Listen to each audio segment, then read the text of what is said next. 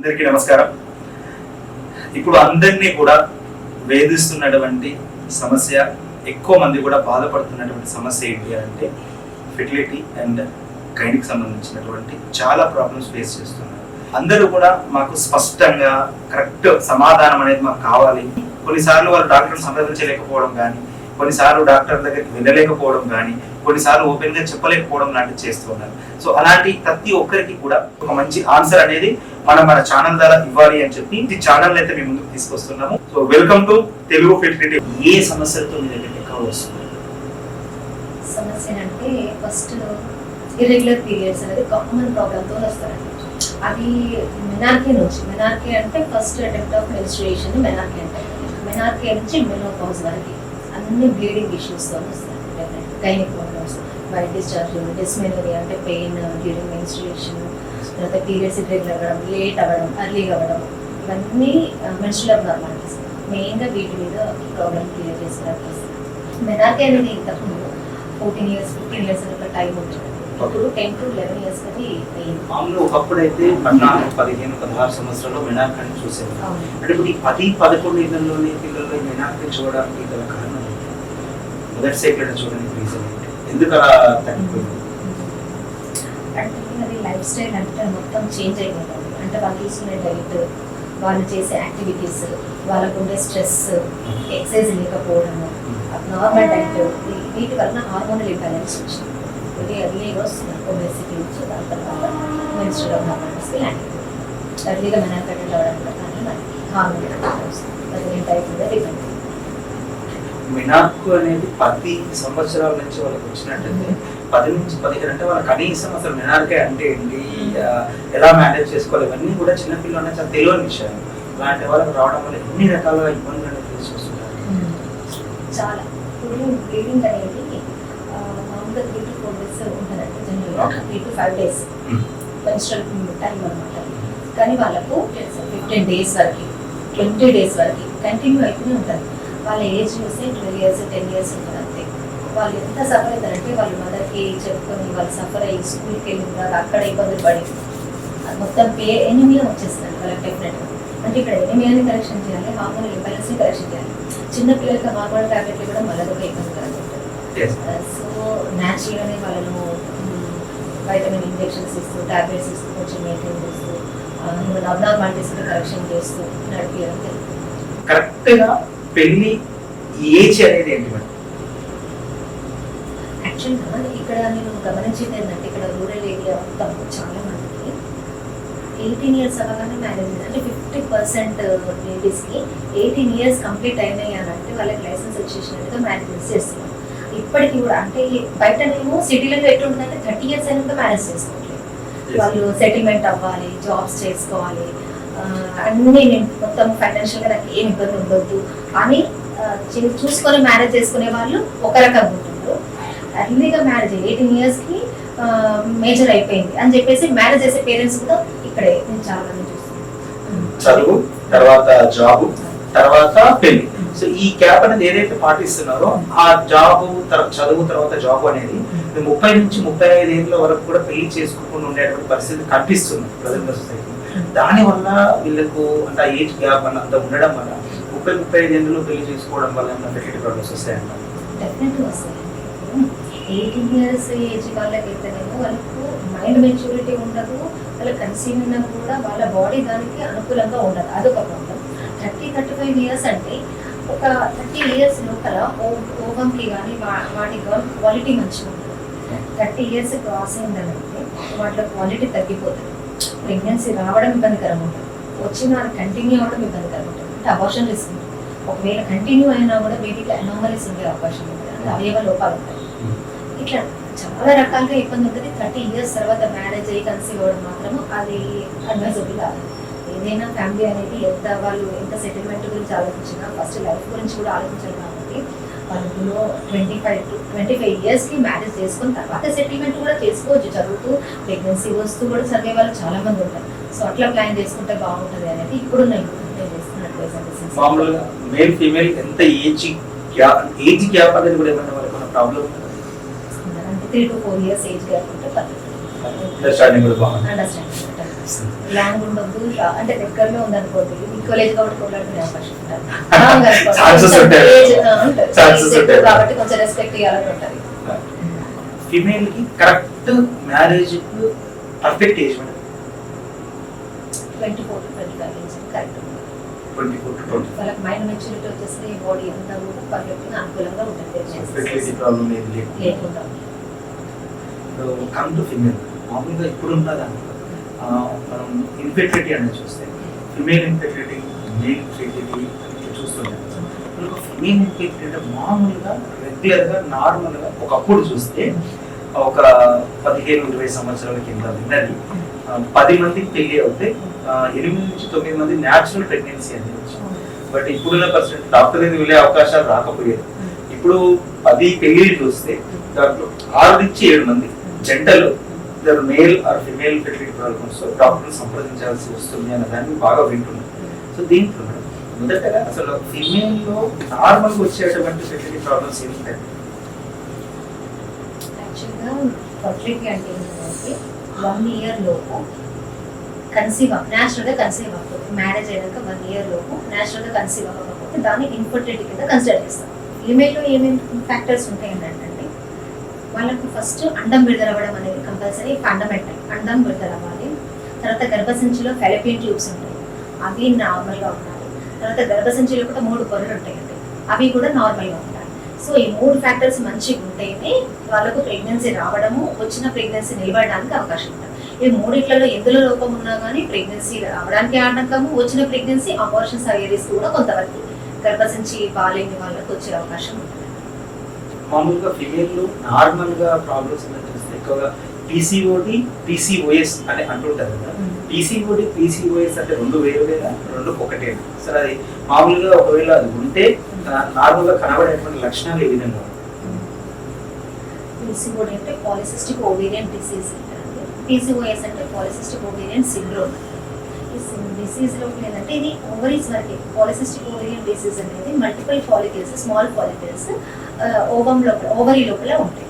Multiple small follicles అంటే 12 to 13 follicles, small follicles ఓవరీలో ఉంటే polycystic ovarian disease అంటారు. Polycystic ovarian disease ని మనం క్లినికల్ గా కూడా డయాగ్నోజ్ చేయొచ్చు. అంటే మామూలుగా పేషెంట్ చూస్తే కూడా కొంచెం ఐడియా వస్తుంది. వాళ్ళు ఓవర్ వెయిట్ ఉండడం కానీ, లేకపోతే అన్వాంటెడ్ హెయిర్ ఉండడం, ఇర్రెగ్యులర్ పీరియడ్స్ ఉండడం, ఈ 3 విషయాల ద్వారా వాళ్ళకి పీసీఓడి ఉండొచ్చు అనేది క్లినికల్ గా ఒక డయాగ్నోసిస్. వాటికి డయాగ్నోసిస్ ఫైనల్ గా అంటే అల్ట్రాసోనోగ్రఫీ ఒకటి ఉంటుంది. దాంట్లో వాళ్ళ ఫాలికల్స్ ఏమైనా కౌంట్ చేసి వాళ్ళకి పీసీఓడి ఉందని కన్క్లూజన్ చేసి. పాలిసిస్టిక్ ఓవేరియన్ సిండ్రోమ్ అనేది ఏంటంటే బాడీలో మొత్తం ఇన్వాల్వ్ అవుతుంది. అంటే ఇది ఓవరీ వరకే కాకుండా బాడీ కూడా ఇన్సులిన్ లెవెల్స్ అప్లై అవ్వడం కానీ, ఒక సిస్టమ్ బాడీలో ఉన్న సిస్టమ్ ప్రతిదీ కూడా ఇన్వాల్వ్ అవ్వడం కానీ అదొక సిండ్రోమ్. వాళ్ళకి డయాబెటీస్ ఉండే అవకాశం ఉంటుంది. సిండ్రోమ్ ఉన్న వాళ్ళకి డయాబెటీస్ మామూలుగా అయితే వంశపారంపర్యంగా వచ్చేటువంటి జబ్బులకి ఏదైనా వస్తుందా? ఇది వంశపారంపర్యం ఏం సంబంధం లేదు. డిఫాల్ట్ గా వాళ్ళకి వాళ్ళు చేసుకునే ప్రాబ్లమ్ అంటే ఇప్పుడు ఏంటంటే పిల్లలు చిన్నప్పటి నుంచి అంటే 5th 6th క్లాస్ నుంచి హాస్టల్లో ఉండి చదివిస్తున్నారు పేరెంట్స్. దాని తర్వాత జాబ్ అని చెప్పేసి అక్కడ బయట హాస్టల్స్ లో ఉండి మళ్ళీ చదువుకుంటున్నారు. సో మొత్తము బయట ఫుడ్ అంటే కార్బోహైడ్రేట్ ఫుడ్ తోనే మొత్తం వాళ్ళ లైఫ్ అంతా ఉంటుంది. సో ప్రోటీన్ డైట్ ఉండట్లేదు, వైటమిన్స్ ఉండవు, మినరల్స్ ఉండవు, ప్రాపర్ డైట్ అనేది ఉండదు. మొత్తం వాళ్ళ హాస్టల్లో ఏది పెడితే అది 3 పూటలు వాళ్ళు కార్బోహైడ్రేట్ పెడతారు, రైస్ ఐటమ్స్ వెరైటీస్ చేసి పెడుతుంటారు. సో మొత్తం అట్లాంటి ఫుడ్ తినడం వల్ల ఏమవుతుందంటే ఖచ్చితంగా వాళ్ళలో హార్మోనల్ ఇంబ్యాలెన్స్ వస్తుంది. వచ్చి వాటిలో ఓవ్యులేషన్ రాకపోవడం వల్ల ద్వారా ఓవ్యులేషన్ అవ్వడం, ప్రెగ్నెన్సీ రాకపోవడం. చిన్నప్పటి నుంచి 5th క్లాస్ నుంచి మొదలు పెడితే వాళ్ళకి జాబ్ వచ్చే వరకు బయట ప్రపంచంలోనే బయట హాస్టల్స్లోనే తిరుగుతుంది. మళ్ళీ వాళ్ళకి చదువుకోవడం తర్వాత జాబ్, ఎక్సర్సైజ్ చేయడానికి వాళ్ళకి ఇంట్రెస్ట్ ఉండదు, టైం కూడా దొరకదు. ఇంకోటి ఏంటంటే స్ట్రెస్, స్టడీలో ఉన్నప్పుడు పాస్ అవుతానే లేదా అనేది టెన్షన్. అది వాళ్ళ ఎస్ఎస్సి నుంచి స్టార్ట్ అవుతుంది అన్నమాట. 6th క్లాస్ నుంచే నేను ఫస్ట్ సెకండ్ కాంపిటీషన్, జాబ్ వచ్చిన తర్వాత పేరెంట్స్ కూడా అట్నే అడుగుతున్నారు కదా, క్లాస్ లో ఫస్ట్ వస్తే నేను స్టూడెంట్ లాగా నేను చూస్తాను. ఫీల్ లో కొందరు వెళ్తే దానికి ఏం చేయాలి, ఓవర్ థింక్ చేసి ఖచ్చితంగా ఫస్ట్ క్లాస్ లోనే రావాలి, చదవాలి. స్ట్రెస్ కూడా వాళ్ళు 5th 6th క్లాస్ నుంచి స్ట్రెస్ పెట్టడం కూడా ఇవన్నీ ఫ్యూచర్ లో ఈ ప్రాబ్లమ్స్ వస్తాయి. స్ట్రెస్ అనేది stress, diet, lack of exercise, ఈ 3 కూడా హార్మోనల్ ఇంబ్యాలెన్స్ చాలా ఇంపాక్ట్ చేస్తుంది హార్మోన్స్. వాళ్ళు జాబ్ వచ్చిన తర్వాత కూడా వాళ్ళకి టార్గెట్స్ ఉండడం, షిఫ్ట్స్, నైట్ షిఫ్ట్ నైట్ వచ్చి పడుకుంటారు, ఎక్సర్సైజ్ ఎక్కడ చేస్తాం, కుకింగ్ ఇక్కడ చేసుకోలేదు, ఎర్లీ మార్నింగ్ 4 o'clock షిఫ్ట్ ఉన్న వాళ్ళు కుకింగే చేస్తాం. అంటే మొత్తం డైట్ అంతా కూడా చాలా అబ్నార్మల్ గా ఉంటుంది. అంటే అది కూడా ఒక ప్రాబ్లమే అంటారు. డెఫినెట్గా ప్రాబ్లం. ఇప్పుడు పీసీఓడి పీసీఓఎస్ అంటే మామూలుగా అయితే వాడుక భాషలో ఊర్లో మనం అందరికీ అర్థమయ్యే విధంగా నీటి గుడగలు ఉంటారు. అంటే పీసీఓఎస్ అంటే నీటి గుడగలు ఇంకా ఉన్న సపరేట్ పీసీఓడి అంటే నీటి గుడగలని అంటే అర్థమయ్యే భాషలో చెప్తారు. అర్థమయ్యే భాషలో అండాశయంలో నీటి గుడగలు ఉన్నాయని చెప్తారు. ఇప్పుడు మెడికేషన్ డయాగ్నోసిస్ చేసిన తర్వాత అంటే మీరు కొద్దిగా చూడగానే కొన్ని యాక్నే కానీ ఓవర్ వెయిట్ కానీ సో మనం చూడగానే కొంత అర్థమవుతుంది అన్నమాట. సో వీళ్ళకు న్యాచురల్ మీరు అన్నారు ఫుడ్ సరిగ్గా తినకపోవడం వల్ల ఎక్సర్సైజ్ సరిగ్గా చేయకపోవడం ఇలాంటి చెప్తున్నారు. సో న్యాచురల్ గా మీకు అది పీసీఓడి రాకుండా ఉండడానికి కానీ సో బేసిక్ పీసీఓడి బేసిక్ టైంలో ఉన్నవాళ్ళు కానీ సో దాని నుంచి అవాయిడ్ చేయడానికి పీసీఓడి నుంచి బయటికి రావడానికి న్యాచురల్ థెరపీ ఎలా ఉంటుంది? యాక్చువల్గా పీసీఓడి అనేది 13-14 years అమ్మాయి నుంచి 40 years లేడీ వరకు కూడా ఎవరికైనా ఉండొచ్చు. ఓకే. కానీ ఇప్పుడు 13-14 years అమ్మాయికి మెన్స్ట్రల్ అబ్నార్మాలిటీ ఏమైనా వస్తే మేము స్కాన్ చేపిస్తే ప్రాబ్లం ఉందని వచ్చింది అనుకోండి, పీసీఓడి తగ్గడానికి మెడిసిన్ డెఫినెట్గా రాయమంటారు. కానీ ఆ ఏజ్ గ్రూప్కి అవసరం లేదు, మెడికేషన్ అవసరం ఉండదు. ఎప్పటి వరకు ఎవరికి అవసరము అంటే కన్సీవ్ అవ్వాలని ఎవరైతే వెయిట్ చేస్తున్నారో వాళ్ళకి డెఫినెట్గా మెడిసిన్స్తో ఇమీడియట్గా తగ్గించి కన్సీవ్ అయ్యేలాగా ప్లాన్ చేసుకోవాలి. కాబట్టి ఆ ఫెర్టిలిటీ పీరియడ్ మాత్రమే అవసరం. కానీ చిన్న పిల్లలకు, మైనర్ పిల్లలకు కానీ లేకపోతే ఫ్యామిలీ అంతా కంప్లీట్ అయిన 30 years దాటిన వాళ్ళకి కానీ ట్రీట్మెంట్ ఏ విధంగా అవసరం ఉంటుంది. న్యాచురల్గానే తగ్గించుకోవాలి. అంటే కొంచెం ప్రోటీన్ రిచ్ ఫుడ్ తీసుకోవడం కానీ, plenty of fruits, fresh fruits, vegetables తీసుకోవడం, కొంచెం వాటర్ ఇంటేక్ ఎక్కువ ఉండడము, రోజు ఖచ్చితంగా 40 minutes యోగా కానీ లేకపోతే వాకింగ్ కానీ ఖచ్చితంగా బాడీ ఎక్సర్సైజ్ ఉండాల్సిందే. షుగర్స్, సాల్ట్స్ తగ్గించాలి. వైట్స్ అన్ని అంటే white rice, white sugar, floor ఇవన్నీ కూడా తగ్గించాలి. తగ్గించి ఎక్సర్సైజ్ మంచి ప్రోటీన్ రిచ్ ఫుడ్ అంటే ఎగ్స్, చికెన్, అన్ని రకాల పప్పులలో ప్రోటీన్స్ ఉంటాయి. మంచిగా ఈ డైట్ మెయింటైన్ చేస్తూ ఫ్రెష్ ఫ్రూట్స్, వెజిటేబుల్స్ తీసుకుంటూ అది కూడా స్టమక్ ఫుల్గా కాకుండా కొంచెం 70% తీసుకోవడం, తక్కువ క్వాంటిటీలో తీసుకోవడం, మళ్ళీ టైం స్లీపింగ్ అవర్స్ కరెక్ట్గా మెయింటైన్ చేయడం. 8 hours అంటే 6 to 8 hours అంటే ఒక్కొక్కరికి 6 hours నిద్ర ఎనఫ్ అది. వాళ్ళ బాడీ నార్మల్గా ఉంటారు. కొంతమందికి 8 to 9 hours పడుకుంటేనే వాళ్ళు నార్మల్ ఉంటారు. అంటే వాళ్ళ డిపెండ్స్, వాళ్ళ బాడీని బట్టి డిపెండ్ అయి ఉంటుంది. Minimum 6 hours. న్యాచురల్ థెరపీ ఇవన్నీ యూజ్ చేయడం వల్ల వాళ్ళు పీసీఓడి అవాయిడ్ చేయవచ్చు. పీసీఓడి ఉన్న వాళ్ళు కూడా మీరు ఫాలో అవ్వడం వల్ల పీసీఓడి నుంచి బయటపడే ఛాన్సెస్ ఉంటాయి. మామూలుగా మీరు ఎక్స్ గురించి మాట్లాడారు. అంటే ఎక్స్ అనేది మెనార్కి నుంచి స్టార్ట్ అవుతుంది. అలానే బై బర్త్ అనేది ఎక్స్ అనేది బాడీలో ఉంటుంది. ఫాలికల్స్ అనేవి కొన్ని మిలియన్స్ ఉంటాయండి బై బర్త్ కొన్ని మిలియన్స్ ఉంటాయి. ప్యూబర్టీ వచ్చే వరకు వాటి సంఖ్య తగ్గుతూ వస్తుంది. మళ్ళీ వాళ్ళ ఫర్టిలిటీ టైంకి ఇంకా తగ్గుతూ వస్తుంది. కొన్ని మిలియన్స్ నుంచి స్టార్ట్ అయ్యి ల్యాక్స్ నుంచి తర్వాత 1000s వరకు తగ్గుతూ ఉంటుంది. తర్వాత మొత్తం త్రూఅవుట్ పీరియడ్ కొన్ని 400 eggs ఉంటాయి. అవి త్రూఅవుట్ వాళ్ళ మెనోపాజ్ అటెండ్ అయ్యే వరకు కూడా ఆ ఎగ్స్ అనేది ఫర్టిలైజర్కి యూస్ఫుల్గా ఉండేలా ఉంటుంది. మామూలుగా ఇప్పుడు ఎగ్స్ ఎన్ని ఉన్నాయి, ఎన్ని లేవు అని చెప్పి తెలుసుకోవడానికి ఏమైనా టెస్ట్ ఉంటుందా? ఎవ్రీ మంత్లోనే మనం ఎవ్రీ మంత్ ఫాలిక్యులర్ స్టడీలో ఉంటుందండి. ఫాలిక్యులర్ స్టడీలో ఏం తెలుస్తుందంటే వాళ్ళలో ఎగ్ ఆ మంత్కి ఉందా లేదా, తెలుస్తుంది. అది డెవలప్ అవుతుందా లేదా, అది రప్చర్ అవుతుందా లేదా, అది మాత్రం తెలుసుకోవడానికి ఎవ్రీ మంత్ స్కాన్ ఉంటుంది. దాంట్లో వాళ్ళ ఫర్టిలిటీ అవకాశం ఎంత ఉంది అనేది ఫాలిక్యులర్ స్టడీ ఒక స్కాన్ ద్వారా తెలుసుకోవచ్చు. అది ఇంకోటి ట్యూబ్స్లలో ప్రాబ్లం ఉంటే కూడా ప్రెగ్నెన్సీ రాదండి. దాన్ని హెచ్ఎస్జీ టెస్ట్ ద్వారా ట్యూబ్స్ క్లోజ్ ఉన్నాయా, ఓపెన్ ఉన్నాయా, అది ఒకటి. గర్భసంచి పొరలు ఆరోగ్యంగా ఉన్నాయా లేదా, అది స్కాన్లో కూడా గర్భసంచి పొర థిక్నెస్ వస్తుంది. దాన్ని బట్టి కూడా తెలుసుకోవచ్చు. ఈ 3 ఫండమెంటల్స్. ఒకవేళ కనుక tubes left tube, right tube అంటారు. ఒకవేళ ఏదైనా one side tube open, one side follicular tube అనేది వన్ సైడ్ ఓపెన్ ఉంది, వన్ సైడ్ క్లోజ్ ఉంది. ఒకవేళ ఇప్పుడు వన్ సైడ్ ఎప్పుడైతే హోమ్ రిలీజ్ అవుతుందో అలాంటి టైంలోనే మనకు ప్రెగ్నెన్సీ ఛాన్సెస్ ఎంత ఉంటుందా, లేకుంటే ఆ క్లోజ్ అయిన ట్యూబ్ను క్లియర్ చేయడానికి ఛాన్సెస్ ఏమైనా ఉన్నాయా? ట్యూబ్స్ క్లోజ్ అవ్వడం అనేది జెనెటికల్గా ఉంటుంది. జనరల్ అంటే బై బర్త్ వాళ్ళకి ట్యూబ్స్ క్లోజ్గా ఉంటారు. వాటికి సర్జికల్ కరెక్షన్ అనేది చేసినా కూడా కొంతవరకు సక్సెస్ అయ్యే అవకాశం చాలా తక్కువ అండి. అయితే వాళ్ళకి ఏం చేస్తారంటే ఐవీఎఫ్ ట్రీట్మెంట్ ద్వారా వాళ్ళకి కన్సీవ్ అయ్యే అవకాశం. రెండోది ఏంటంటే 2 ట్యూబ్స్లలో ఒకటి క్లోజ్ ఉంటే ఒకటి ఓపెన్ ఉంది అనుకోండి, 1 సింగిల్ ట్యూబ్తో కూడా హ్యాపీగా కన్సీవ్ అవ్వచ్చు. అంటే అటు సైడ్ ఓవరీ ఉంటుంది, అటు సైడ్ ఓవర్ రిలీజ్ అవుతుంది. ఆ ఒక్క దాని ద్వారా కూడా ప్రెగ్నెన్సీ వచ్చే అవకాశం ఉంటుంది. రెండింటికి 100% కరెక్ట్ ఉండాల్సిన అవసరం ఏంటి, సింగిల్ ట్యూబ్ ద్వారా కూడా కన్సీవ్ అవుతారు. అంటే ఓమ్ అనేది ఏ ట్యూబ్ లో ఏ మంత్ వస్తుంది అనేది ఫాల్కన్ స్టడీతో తెలుస్తుంది. సో ఒకసారి 1 మంత్ 1 ట్యూబ్, సెకండ్ ట్యూబ్ అట్లానే ఏం లేదు. అంటే ఎప్పుడైనా రావచ్చు, ఏ ట్యూబ్ లో ఎప్పుడైనా రావచ్చు. సో ఫాల్కన్ స్టడీ చేసి సో వాళ్ళు మామూలుగా ఇప్పుడు ఫెర్టిలిటీ మనం పీసీఓడి గురించి మాట్లాడుతున్నాం. అంటే ఫిమేల్ లో ఓన్లీ ఒక పీసీఓడి, పీసీఓఎస్ అండ్ ఇప్పుడు హార్మోనల్ ఇంబ్యాలెన్స్ పీరియడ్ ఒకటి ఎగ్స్. సో ఎగ్ క్వాలిటీ అనేది న్యాచురల్ గా పెంచడానికి ఏమైనా ఛాన్సెస్ ఉన్నాయి? ఒబేసిటీ ఉండడం అంటే ఇప్పుడు ప్రతిదీ మనం తీసుకునే అబ్నార్మల్ డైట్ ద్వారా ఎక్సర్సైజ్ చేయకపోవడం ద్వారా ఏమైతుందంటే హార్మోనల్ ఇంబ్యాలెన్స్ వస్తుంది. హార్మోన్స్ అంటే ఎక్కడ నుంచి ఉంటాయంటే బ్రెయిన్లో జీర్ణార్జనకు హార్మోన్ ఉంటుంది. అక్కడ నుంచి అది హైపోథాలమస్లో ఉంటుంది, అది బ్రెయిన్లో ఉంటుంది. అక్కడ నుంచి నెక్స్ట్ పిట్యూటరీలో follicle stimulating hormone, lutein hormones ఉంటాయి. దాని తర్వాత ఓవరీస్లో ఈస్ట్రోజన్, ప్రొజెస్టెరాన్ హార్మోన్స్ ఉంటాయి. ఈ హార్మోన్స్ అన్ని పర్ఫెక్ట్గా ఉంటేనే ఎగ్ క్వాలిటీ బాగుంటుంది. ఎగ్ రిలీజ్ అవ్వడము బాగుంటుంది, ఉన్న ఎగ్ క్వాలిటీ మంచిగా ఉంటుంది. క్వాలిటీ మంచిగా ఉండడానికి ఏజ్ అనేది వెరీ ఇంపార్టెంట్. 20 to 30 ఇయర్స్ మధ్యలో డెఫినెట్గా మంచి క్వాలిటీ ఎగ్గే ఉంటుంది చాలా మందికి, క్వాలిటీ ఆఫ్ ఎగ్స్. దాని తర్వాతనే దాని క్వాలిటీ తగ్గిపోవడము, దాని తర్వాత అబ్నార్మాలిటీస్ ఉండడం, బేబీస్లలో ఉండే అవకాశం ఉంటుంది. అంటే వాళ్ళ ఏజ్ ఫ్యాక్టర్ తో పాటు ఒబేస్ ఉండడం కూడా మేజర్ ప్రాబ్లం.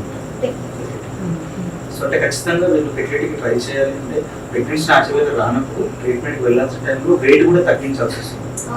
ఇప్పుడు వెయిట్ ఎక్కువ ఉండడం వల్ల ఏమవుతుందంటే బాడీలో ఎడిపోస్ టిష్యూ అనేది ఎక్కువ ఉంటుంది. బాడీలో వెయిట్ ఎక్కువ ఉన్న వాళ్ళకి ఫ్యాట్ ఎక్కువ ఉంటుంది, దాని ఎడిపోస్ టిష్యూ ఉంటుంది.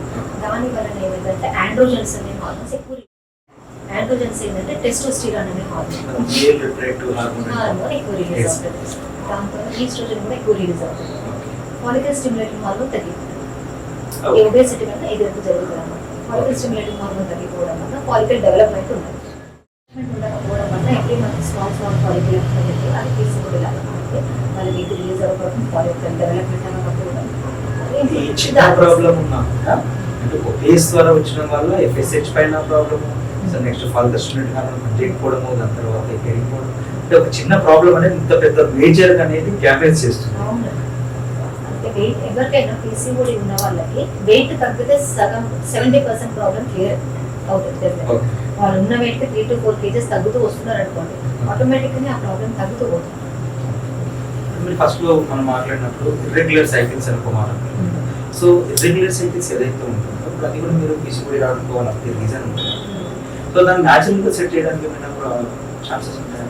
న్యాచురల్ అంటే వాళ్ళు డైట్లో ప్రోటీన్ రిచ్ ఫుడ్ తీసుకోవడము, తర్వాత రోజు ఒక 40 minutes ఎక్సర్సైజ్, వాకింగ్ ఉండడము, యోగా చేయడము, మెడిటేషన్, స్ట్రెస్ తగ్గించుకోవడానికి మెడిటేషన్ చేయడము, ప్రాపర్ స్లీపింగ్ అవర్స్ ఉండడము, రోజు ఒకే టైంలో డైట్ తీసుకోవడము, లేట్ నైట్ కాకుండా 6 లోపట్నే వాళ్ళు డిన్నర్ కంప్లీట్ చేసేది. ఇప్పుడు ఎప్పుడో 10-11కి కూడా డిన్నర్ చేసి వెంటనే పడుకుంటారు, వాళ్ళకు డెఫినెట్గా ఒబేసిటీ వస్తుంది. సో న్యాచురల్గా అంటే ప్రాపర్ టైంలో ఫుడ్ ఇంటేక్ ఉండి ఖచ్చితంగా మార్నింగ్ లేదా ఈవినింగ్ ఖచ్చితంగా ఎక్సర్సైజ్ మీద ఉండి స్ట్రెస్ లేకుండా పీస్ఫుల్గా మైండ్ ఉంటే కనుక వాళ్ళకు ఖచ్చితంగా న్యాచురల్గానే వితౌట్ మెడికేషన్ పీసీఓడి రాదు, వచ్చినప్పుడు ఇప్పుడు ఈ పీసీఓడి ప్రాబ్లమ్తో కానీ ప్రాబ్లమ్స్ ఇన్ని ఇబ్బందులు పడుతున్నాను. సో న్యాచురల్ సొల్యూషన్ అయితే మీరు ఫుడ్తో చెప్తున్నాను కదా, నేను ప్రతిసారి కూడా నేను అడిగినప్పుడు న్యాచురల్ సొల్యూషన్ అని ఇద్దరు అడుగుతున్నాను. మీరు న్యాచురల్ సొల్యూషన్ మీరు ఎన్ని రీజన్స్ చెప్పారు, ఏదైతే డైట్ ఫాలో కావాలి, ఎక్సర్సైజ్ చేయాలని చెప్తున్నారు కదా. నార్మల్గా మీకు వచ్చే పేషెంట్స్ అందరికి మీరు చెప్తుంటారు కదా, సో మీకు వాళ్ళ ద్వారా ఎంతమంది పాటిస్తున్నారు, ఎంత సక్సెస్ రేట్ వస్తుంది? చాలా మంది వెయిట్ తగ్గుతుంటారండి. నేను చెప్పేదానికి వెయిట్ డెఫినెట్గా తగ్గుతుంటారు, వాళ్ళకి మంచి మంచి రిజల్ట్స్. ఇప్పుడు మేము పెళ్లి కాని పిల్లలకి అందరికీ కూడా మేము డైట్ మీదనే చెప్తాం, వాళ్ళు ఖచ్చితంగా పాటిస్తారు. మళ్ళీ తగ్గినట్టుగా మేము కూడా రిపోర్ట్స్లలో చూస్తాం, చాలా హ్యాపీగా ఉంటాం. ఫీమేల్ వచ్చేటువంటి నార్మల్ ప్రాబ్లమ్స్ చూస్తాను, ఇంకొకటి మేడం, ఇంకొక క్వశ్చన్ ఏంటంటే మేడం, ఇప్పుడు పెళ్ళి అంటే ఊర్లలో విలేజ్లలో పెళ్ళైన తర్వాత వాళ్ళు ఎన్ని రోజులకు డాక్టర్ కన్సల్ట్ కానీ వస్తుంది? 3 months లో పట్టండి. ఎందుకంటే ఇప్పుడు చాలా మందికి అవేర్నెస్ చాలా వస్తుంది. ఇన్ఫర్టిలిటీ ప్రాబ్లం పెరిగిపోతుంది. ప్రతి 10 couples-లలో 6 to 7 members ఖచ్చితంగా ప్రాబ్లం ఫేస్ చేస్తున్నారు. అని ఒక విషయం చెప్పాలండి ఇక్కడ ఏంటంటే, యాక్చువల్గా ఫర్టిలైజేషన్ అంటే ఏంటంటే fusion of spermatozoon with mature ovum is called fertilization. అంటే ఏంటంటే జెంట్స్లో ఉండే కణాలు లేడీస్లో ఉండే అండాలు రెండు కూడా న్యాచురల్గా ఉండి కలిస్తేనే ప్రెగ్నెన్సీ ఫామ్ అవుతుంది. కానీ ఇక్కడ జనరల్గా ఎట్లుంటుందని అంటే, ఇప్పుడు ప్రెగ్నెన్సీ రాలేదంటే ఫస్ట్ బ్లేమ్ చేసేది ఫీమేల్. నీకు ప్రాబ్లం ఉంది, అందుకే నువ్వు డాక్టర్ని కన్సల్ట్ అవ్వు అని అందరి చుట్టుపక్కల అత్త అందరూ సలహాలు ఇస్తారు. పాప అమ్మాయి వస్తుంది, మందులు వాడుతూనే పోతుంటుంది, వాళ్ళకి రిజల్ట్ ఉండదు. అమ్మ నీ హస్బెండ్ రమ్మన్నాడు, రాడాయి. మేము అన్ని రిపోర్ట్స్ అన్ని చూసి అన్ని కరెక్ట్గా ఉన్నాయి, 100% ఆయన రావాల్సిందే అని కంపేర్ చేస్తే హార్డ్లీ వస్తారు. ఇంకా రావడం అని అంటే రిపోర్ట్ ఎక్కడో చేయించుకొని రిపోర్ట్ తీసుకొని వస్తారు తప్పించి ఇక్కడికి రావడానికి బిల్లింగ్ ఉండదు. నా దగ్గర ప్రాబ్లం ఉండదు, డెఫినెట్గా నీలో ప్రాబ్లం. ఎందుకంటే గర్భసంచి అనేది లేడీస్లోనే ఉంటుంది కాబట్టి ప్రాబ్లం నీకే ఉంటుంది. కానీ ఎంత ఫీమేల్ ఎంత రెస్పాన్సిబిలిటీగా ప్రెగ్నెన్సీ రావడానికి మెయిల్ కూడా అంతే రెస్పాన్సిబిలిటీ. అంటే 50% ఫీమేల్ అది ఉంటుంది, 40 to 50% ఫీమేల్ రెస్పాన్సిబిలిటీ అంటే మేల్, 30 to 40% డెఫినెట్గా ఉంటుంది. ఒక 10 to 15 అన్నోన్ కాజెస్ కూడా ఉంటాయి, అంటే అసలు కాజ్ కూడా తెలియదు. ఒక 10% మెయిల్ అండ్ ఫీమేల్ ఇద్దరు రెస్పాన్సిబిలిటీస్. సో ఇట్లా ఇద్దరు బాధ్యులే ప్రెగ్నెన్సీ రాకపోవడానికి. ఇద్దరికి టెస్ట్లు అవసరం, సమానమైనటువంటి ఇద్దరికి టెస్ట్లు అవసరము. ప్రాబ్లం ఏందో ఇద్దరికి తెలియాలి, ఎవరికి ఉందో తెలియాలి, ఇద్దరికి ట్రీట్మెంట్ అవసరం. అయితే ఏంటంటే లేడీస్లో ట్రీట్మెంట్ అవ్వాలి అని అంటే యాక్చువల్గా గర్భసంచి ఎట్లుంటుందంటే, లేడీస్లో ఇది గర్భసంచి అంటే యాక్చువల్గా దీన్ని యూట్రస్ అంటారు, వీటిని ఫెలోపియన్ ట్యూబ్స్, అండ్ ఈ లాస్ట్వి ఇవి ఓవరీస్ అంటారండి. ఇది ఫెలోపియన్ ట్యూబ్స్, ఇది ఓవరీస్, అండ్ ఇదంతా యూట్రస్. అయితే జెంట్స్లలో ఏంటంటే సెమినల్ లేసెస్ ఒక చిన్న టెస్ట్ ద్వారానే వాళ్ళకు ప్రాబ్లం ఉందా లేదా అనేది ఒక సింగిల్ టెస్ట్ ద్వారా తెలిసిపోతుంది. దాంట్లో ప్రాబ్లం అంటే వేరే మైనర్ టెస్ట్లు ఉంటాయి, కానీ ఒకటే సింగిల్ టెస్ట్లో ఆయన ట్రీట్మెంట్ అవసరం అనేది తెలిసింది. కానీ లేడీస్లో మాత్రం అట్లా తెలుసుకోవడం కష్టతరం. ఎందుకంటే వాళ్ళకు అండాశయం ద్వారా అండము విడుదల అవ్వాలి, ఫాలోపియన్ ట్యూబ్స్ అనేది ఇవి క్లోజ్ అవ్వకుండా ఓపెన్గా ఉండాలి, ప్లస్ గర్భసంచి లోపల ఉండే 3 పొరలలో 3 హెల్తీగా ఉండాలి. ఎస్పెషల్లీ ఎండోమెట్రియం అనేది దాని థిక్నెస్ ఖచ్చితంగా నార్మల్గా ఉండాలి. ఇవన్నీ ప్రాపర్గా ఉంటేనే లేడీస్లలో ప్రెగ్నెన్సీ వచ్చే అవకాశం బాగుంటుంది. జెంట్స్లో ఒకటే టెస్ట్, లేడీస్కి ప్రాబ్లం ఏందో తెలియాలంటే ఇవన్నీ టెస్ట్ చూసుకోవాల్సి వస్తుంది. సో ఇక్కడ రిలీజ్ అయిన అండాలు ఇక్కడ నుంచి ఫెలోపియన్ ట్యూబ్ ద్వారా ఇక్కడికి వచ్చేసాయి. ఇక్కడ స్పోర్మ్స్ డిపాజిట్ అయిన తర్వాత ఇక్కడ నుంచి స్పోర్మ్స్ ఇక్కడ నుంచి యూట్రస్ ద్వారా ఇక్కడ ఫెలోపియన్ ట్యూబ్స్కి రీచ్ అవుతుంది. సో ఫర్టిలైజేషన్ అనేది ఫెలోపియన్ ట్యూబ్లో జరిగి ఫర్టిలైజేషన్ అయిన 3rd డే ఇక్కడికి వచ్చి ఎండోమెట్రియం అని లోపల ఇక్కడ ఫంటస్ దగ్గర ఇంప్లాంట్ అవుతుంది. సో ఇవన్నీ హెల్తీగా ఉంటేనే ఇవన్నీ న్యాచురల్గా జరుగుతాయి. సపోజ్ ఇక్కడ వెజనల్ ఇన్ఫెక్షన్ ఉందనుకోండి, స్పర్మ్స్ ఇక్కడ పైకి ఎక్కడానికి ఇన్ఫెక్షన్ అడ్డుపడుతుంది. సో ఇక్కడ ఇన్ఫెక్షన్స్ కూడా కొంతవరకు కారణం. సో ఇక్కడ ఏమైనా ఇన్ఫెక్షన్స్ ఉన్నాయో చెక్ చేసుకోవాలి, గర్భసంచి పొరల ఆరోగ్యంగా ఉన్నాయో చేసుకోవాలి, వాటి పొరల మందం కరెక్ట్గా ఉందా లేదా చూసుకోవాలి, ఫాలోపియన్ ట్యూబ్స్ ఓపెన్ ఉన్నాయా క్లోజ్ ఉన్నాయా అనేది హెచ్ఎస్సీ ద్వారా చూసుకోవాలి, అండ్ అండాలు బాగున్నాయా లేదా అనేది ఫాలిక్యులర్ స్టడీ ద్వారా చూసుకోవాలి. వీటిలో ఎక్కడ ప్రాబ్లం ఉందో చెక్ చేసుకొని వాటికి కరెక్షన్స్ ఇస్తే ట్రీట్మెంట్ ఇస్తాం. అయితే ఇప్పుడు అన్నీ మంచిగా ఉన్నా కానీ వాళ్ళు 3 to 4 months 5 months న్యాచురల్గా ట్రై చేయొచ్చు, మెడికేషన్తో చేయాలి. చేసిన తర్వాత అన్ని నార్మల్గా ఉండి ఒకవేళ ఏమి ఇబ్బంది లేకపోతే కన్సెప్ట్ డెఫినెట్గా అయిపోతారు. అవ్వకపోతే ఏం చేయాలంటే నెక్స్ట్ అన్నం పాలసీ అని చెప్పారు కాబట్టి వాళ్ళకు IUI ఒక ప్రొసీజర్ ఉంటుంది, ఇంట్రాయూటరీ ఇన్సెమినేషన్ అంటారు, ఒక మెథడ్. దాంట్లో ఏం చేస్తారంటే ఈ కణాలకు గర్భసంచి లోపలికి ఇక్కడ ప్రవేశపెడతారు, స్పర్మ్స్ ని డైరెక్ట్ ఇంజెక్షన్ ద్వారా ఇక్కడ ప్రవేశపెడతారు. ఇక్కడ ప్రవేశపెట్టినప్పుడు కొంతవరకు అవి ఇక్కడ వరకు మొట్లేట్ అంటే కదలికల ద్వారా ఇక్కడ వరకు రీచ్ అవ్వడానికి ఇక్కడికి ప్రవేశపెడితే ఇక్కడ నుంచి ఇక్కడికి రీచ్ అవ్వడం కొంచెం బెటర్ ఉంటుందని చెప్పేసి IUIలో ఇక్కడ వరకు ప్రవేశపెడతారు. దాని తర్వాత ఈ స్పర్మ్స్ ఇక్కడ వరకు వచ్చి కన్సీవ్ అయ్యే అవకాశం ఉంటుంది. ఇది IUI మెథడ్. ఇప్పుడు ఈ IUI కూడా 5 to 6 times చేసుకోవచ్చు. అయినా కూడా ప్రెగ్నెన్సీ రాకపోతే నెక్స్ట్ IVF ఫైనల్ స్టేజ్ అనేది. సో మామూలుగా అయితే IVF IVF పోకుండానే IVF ఫైనాన్షియల్ పోకుండానే సో ఇలా కన్సీవ్ కావడానికి ఇక్కడ చాలా అవకాశాలు చాలా ఉంటాయి. ఉంటుంది. చాలా ఉంటాయి. అయితే ఏం చేస్తారంటే పేషెంట్స్ ఫస్ట్ ఫండమెంటల్ మిస్టేక్ ఏం చేస్తారంటే ఫస్ట్ ఒక డాక్టర్ దగ్గరికి వెళ్తారు. ఒక 3 months మందులు మెడిసిన్స్ వాడతారు. ఓకే. వాళ్ళ పోటీక నశిస్తుంది, తిరగడం ఇక్కడ రిజల్ట్ ఉంటుంది. మళ్ళీ ఇంకొక డాక్టర్ చేంజ్ చేస్తారు. వాళ్ళు ఫస్ట్ నుంచి మెడిసిన్స్ ఇస్తారు. మళ్ళీ అక్కడ డాక్టర్ కన్సీవ్ అవ్వాలి, మళ్ళీ ఇంకెవరో ఏదో డాక్టర్ పేరు చెప్తారు, మళ్ళీ అక్కడికి వెళ్తారు. వాళ్ళకి ఎవ్రీ మంత్ మెడికేషన్ మీదనే ఉండి ఒక ప్రాపర్ గైడెన్స్ ద్వారా వెళ్ళరు. కానీ ఒక డాక్టర్ని వాళ్ళు స్టిక్ ఆన్ ఏంటి ఏం చేస్తారంటే ఇది కాకుండా ఈ మెథడ్కి వెళ్ళాలని గైడ్ చేస్తారు. ఈ మెథడ్ కాకపోతే ఇట్లా ఒక్క డాక్టర్ ద్వారా వెళ్తే అక్యురేట్ ఉంటారు. అట్లా కాకుండా వాళ్ళు ప్రతి 3 months ఒకసారి డాక్టర్ని చేంజ్ చేయడం వల్ల వాళ్ళు మెడికేషన్లోనే ఉండిపోతారు. రిపీటెడ్గా హార్మోనల్ మెడిసిన్స్ ఇస్తూనే పోతుంటారు, అది రిజల్ట్ ఉండదు. సో అట్లాంటి మిస్టేక్స్ మాత్రం ఎవరు చేయరు. కానీ ఈ ప్రోగ్రామ్ ద్వారా అందరినీ కోరుకుంటారు. ఎప్పుడైతే డాక్టర్ని చేంజ్ చేస్తాం, డాక్టర్ని చేంజ్ చేయడం వల్ల మళ్ళీ ప్రొసీజర్ ఫస్ట్ నుంచి స్టార్ట్ అవుతుంది. ఫస్ట్ మెడిసిన్స్ రాయండి అని అంటుంది. ఎవరైనా మెడిసిన్స్ కావాలి. బాగా బ్లండర్ గా ప్రాబ్లమ్స్ ఉంది అంటే బ్లండర్ గా ఏం ప్రాబ్లమ్స్ అని అంటే ఇప్పుడు ఫెలిక్ ట్యూబ్స్ 2 క్లోజ్ ఉన్నాయి అనుకోండి, వాళ్ళు ఖచ్చితంగా ఏ డాక్టర్ అయినా ఐవీఎఫ్ అడ్వైస్ చేస్తారు. ఇందులో నుంచి ఎగ్ తీసేసి బయటనే ఫర్టిలైజేషన్ చేసేసి ఆ ఎంబ్రియోని ట్రాన్స్ఫర్ చేస్తారు గర్భసంచి లోపలికి, దాన్ని ఐవీఎఫ్ అంటారు. ట్యూబ్స్ క్లోజ్ ఉన్నాయి అనుకోండి, కంప్లీట్ గా నెక్స్ట్ అదే చేసేస్తారు. ఇప్పుడు ట్యూబ్స్ ఓపెన్ ఉండి కూడా న్యాచురల్ గా అవ్వకపోయినా కూడా మ్యారిటల్ లైఫ్ ఏవో 5 years ఉన్నది, మెడిసిన్స్ ఎంత వాడినా అవ్వట్లేదు, నెక్స్ట్ ఐయుఐ చేసినా కూడా సక్సెస్ అవ్వలేదు, వాళ్ళ మళ్ళీ ఒక 5 to 6 months మెడిసిన్స్ వాడినా కూడా అవ్వట్లేదు, ఐయుఐ చేసినా సక్సెస్ అవ్వట్లేదు, నెక్స్ట్ స్టెప్ ఐవీఎఫ్కి వెళ్ళాల్సి వస్తుంది.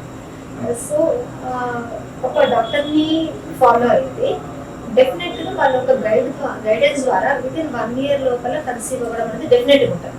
అయితే మెడిసిన్స్ లేదా ఐయుఐ నెక్స్ట్ ఐవీఎఫ్కి వెళ్ళచ్చు.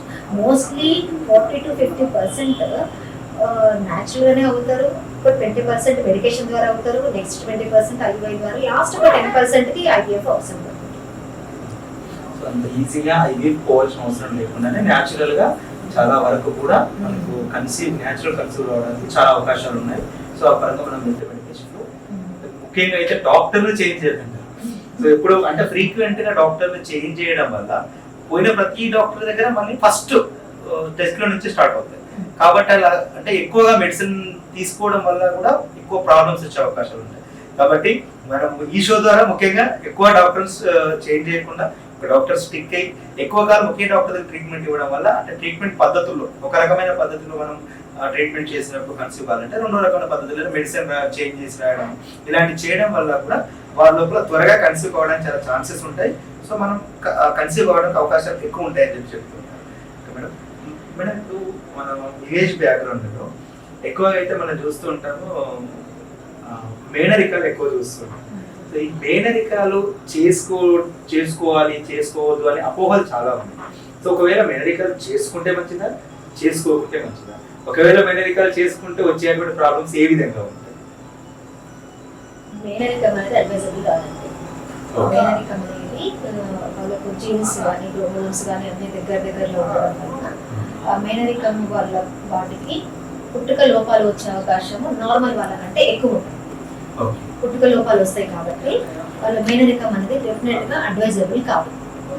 వెరీ నెసెసరీ ఉన్న వాళ్ళకి కొంచెం స్పెషల్ ఇన్వెస్టిగేషన్స్ చేస్తూ బేబీ గ్రోత్ అనేది ప్రాపర్గా ఉందా లేదా, ఏమైనా అనామలీస్ ఉన్నాయా, special investigations, double marker, triple marker test, quadruple marker, 2D scans ఇవన్నీ చేసుకుంటూ ప్రాపర్గా ట్రీట్మెంట్ తీసుకొని అవుట్కమ్ మంచిగా ఉండేలాగా చూసుకోవాలి. మోస్ట్లీ అయితే మేనరికం అనేది అడ్వైజబుల్ కాబట్టి వాళ్ళలో జెనెటికల్ ప్రాబ్లమ్స్ వచ్చే అవకాశం ఉంటుంది. ఇప్పుడు ఫీమేల్ ఫెర్టిలిటీ గురించి మనం చాలా డిస్కస్ చేస్తాం. మీరు అది వచ్చేసి చూపించారు. మీరు అది చూసారు. మామూలు సర్వైకల్ క్యాన్సర్ అంటే ఏంటి? ఎక్కువ మంది ఇప్పుడు ఒక వ్యాక్సిన్ వాడాలి, అది చిన్న వయసు నుంచి తీసుకోవాలి, అది కంపల్సరీ తీసుకోవాలి అని బాగా ప్రచురణలో ఉంది కాబట్టి సో సర్వైకల్ క్యాన్సర్ అంటే ఏంటి? నిజంగా దానికి వ్యాక్సిన్ అవసరం ఉంటుందా? 100% అండి. HPV వ్యాక్సినేషన్ అంటారు. అది 13 years బేబీ నుంచి ఎవరైనా తీసుకోవచ్చు. అయితే వీళ్ళకి ఏంటంటే 13 years ఏజ్ గ్రూప్ వాళ్ళకంటే ఈ అడల్ట్ ఏజ్ చిన్న ఏజ్ నుంచి వాళ్ళు తీసుకుంటే వాళ్ళకి ఏ విధమైన ఇన్వెస్టిగేషన్ లేకుండా డైరెక్ట్గా వ్యాక్సినేషన్ తీసుకోవచ్చు. ఒకవేళ ఎబోవ్ మ్యారేజ్ అయిన వాళ్ళ 25 years దాటినాక తీసుకోవాలనుకుంటే ఫస్ట్ ప్యాస్మియర్ టెస్ట్ అని చేసుకోవాల్సి వస్తుంది. ప్యాస్మియర్ టెస్ట్ అంటే ఏంటంటే ఇక్కడ సర్విక్స్ ఉంటుంది, ఇక్కడ నుంచి చిన్నగా కొన్ని కొన్ని ఇన్స్ట్రుమెంట్స్ ఉంటాయి, దాని ద్వారా అక్కడ నుంచి కొన్ని ల్యూబ్రికెంట్స్ తీసి వాటిని టెస్ట్ చేసి బయోప్సీ కాదండి, సిక్రిషన్స్, సర్విక్స్ లో ఉంటే సిక్రిషన్స్ ని టెస్ట్ చేస్తారు. అందులో అదేమన్నా కార్సినోమాకి రిలేటెడ్ గా ఉందా లేదా అనేది కొంతవరకు తెలుస్తుంది. అది నెగటివ్ ఉంటే అప్పుడు వ్యాక్సినేషన్ కి వెళ్ళచ్చు. సర్వైకల్ క్యాన్సర్ అంటే ఎక్కడ వస్తుందంటే యాక్చువల్గా ఇది విజన్ అండి, ఇక్కడ సర్విక్స్. మోస్ట్ కామన్ గా వచ్చే క్యాన్సర్స్ ఏంటంటే ఫీమేల్స్ లో breast cancer and cervical cancers. Cervical cancer అనేది సింపుల్ గా ప్యాప్స్మియర్ అనే ఒక చిన్న టెస్ట్ ద్వారా తెలుసుకోవచ్చు. అది ఎవ్రీ 6 months ఒకసారి చిన్న టెస్ట్, అది జస్ట్ అది పెయిన్లెస్ ప్రొసీజర్. జస్ట్ అందులో లూబ్రికేషన్స్ అవి తీసేసి కొంచెం సిక్రిషన్స్ తీసి దాని ఒక టెస్ట్ ద్వారా అందులో క్యాన్సర్ అనేది వచ్చే అవకాశం ఉందా లేదా తెలుసుకోవచ్చు ఈజీ.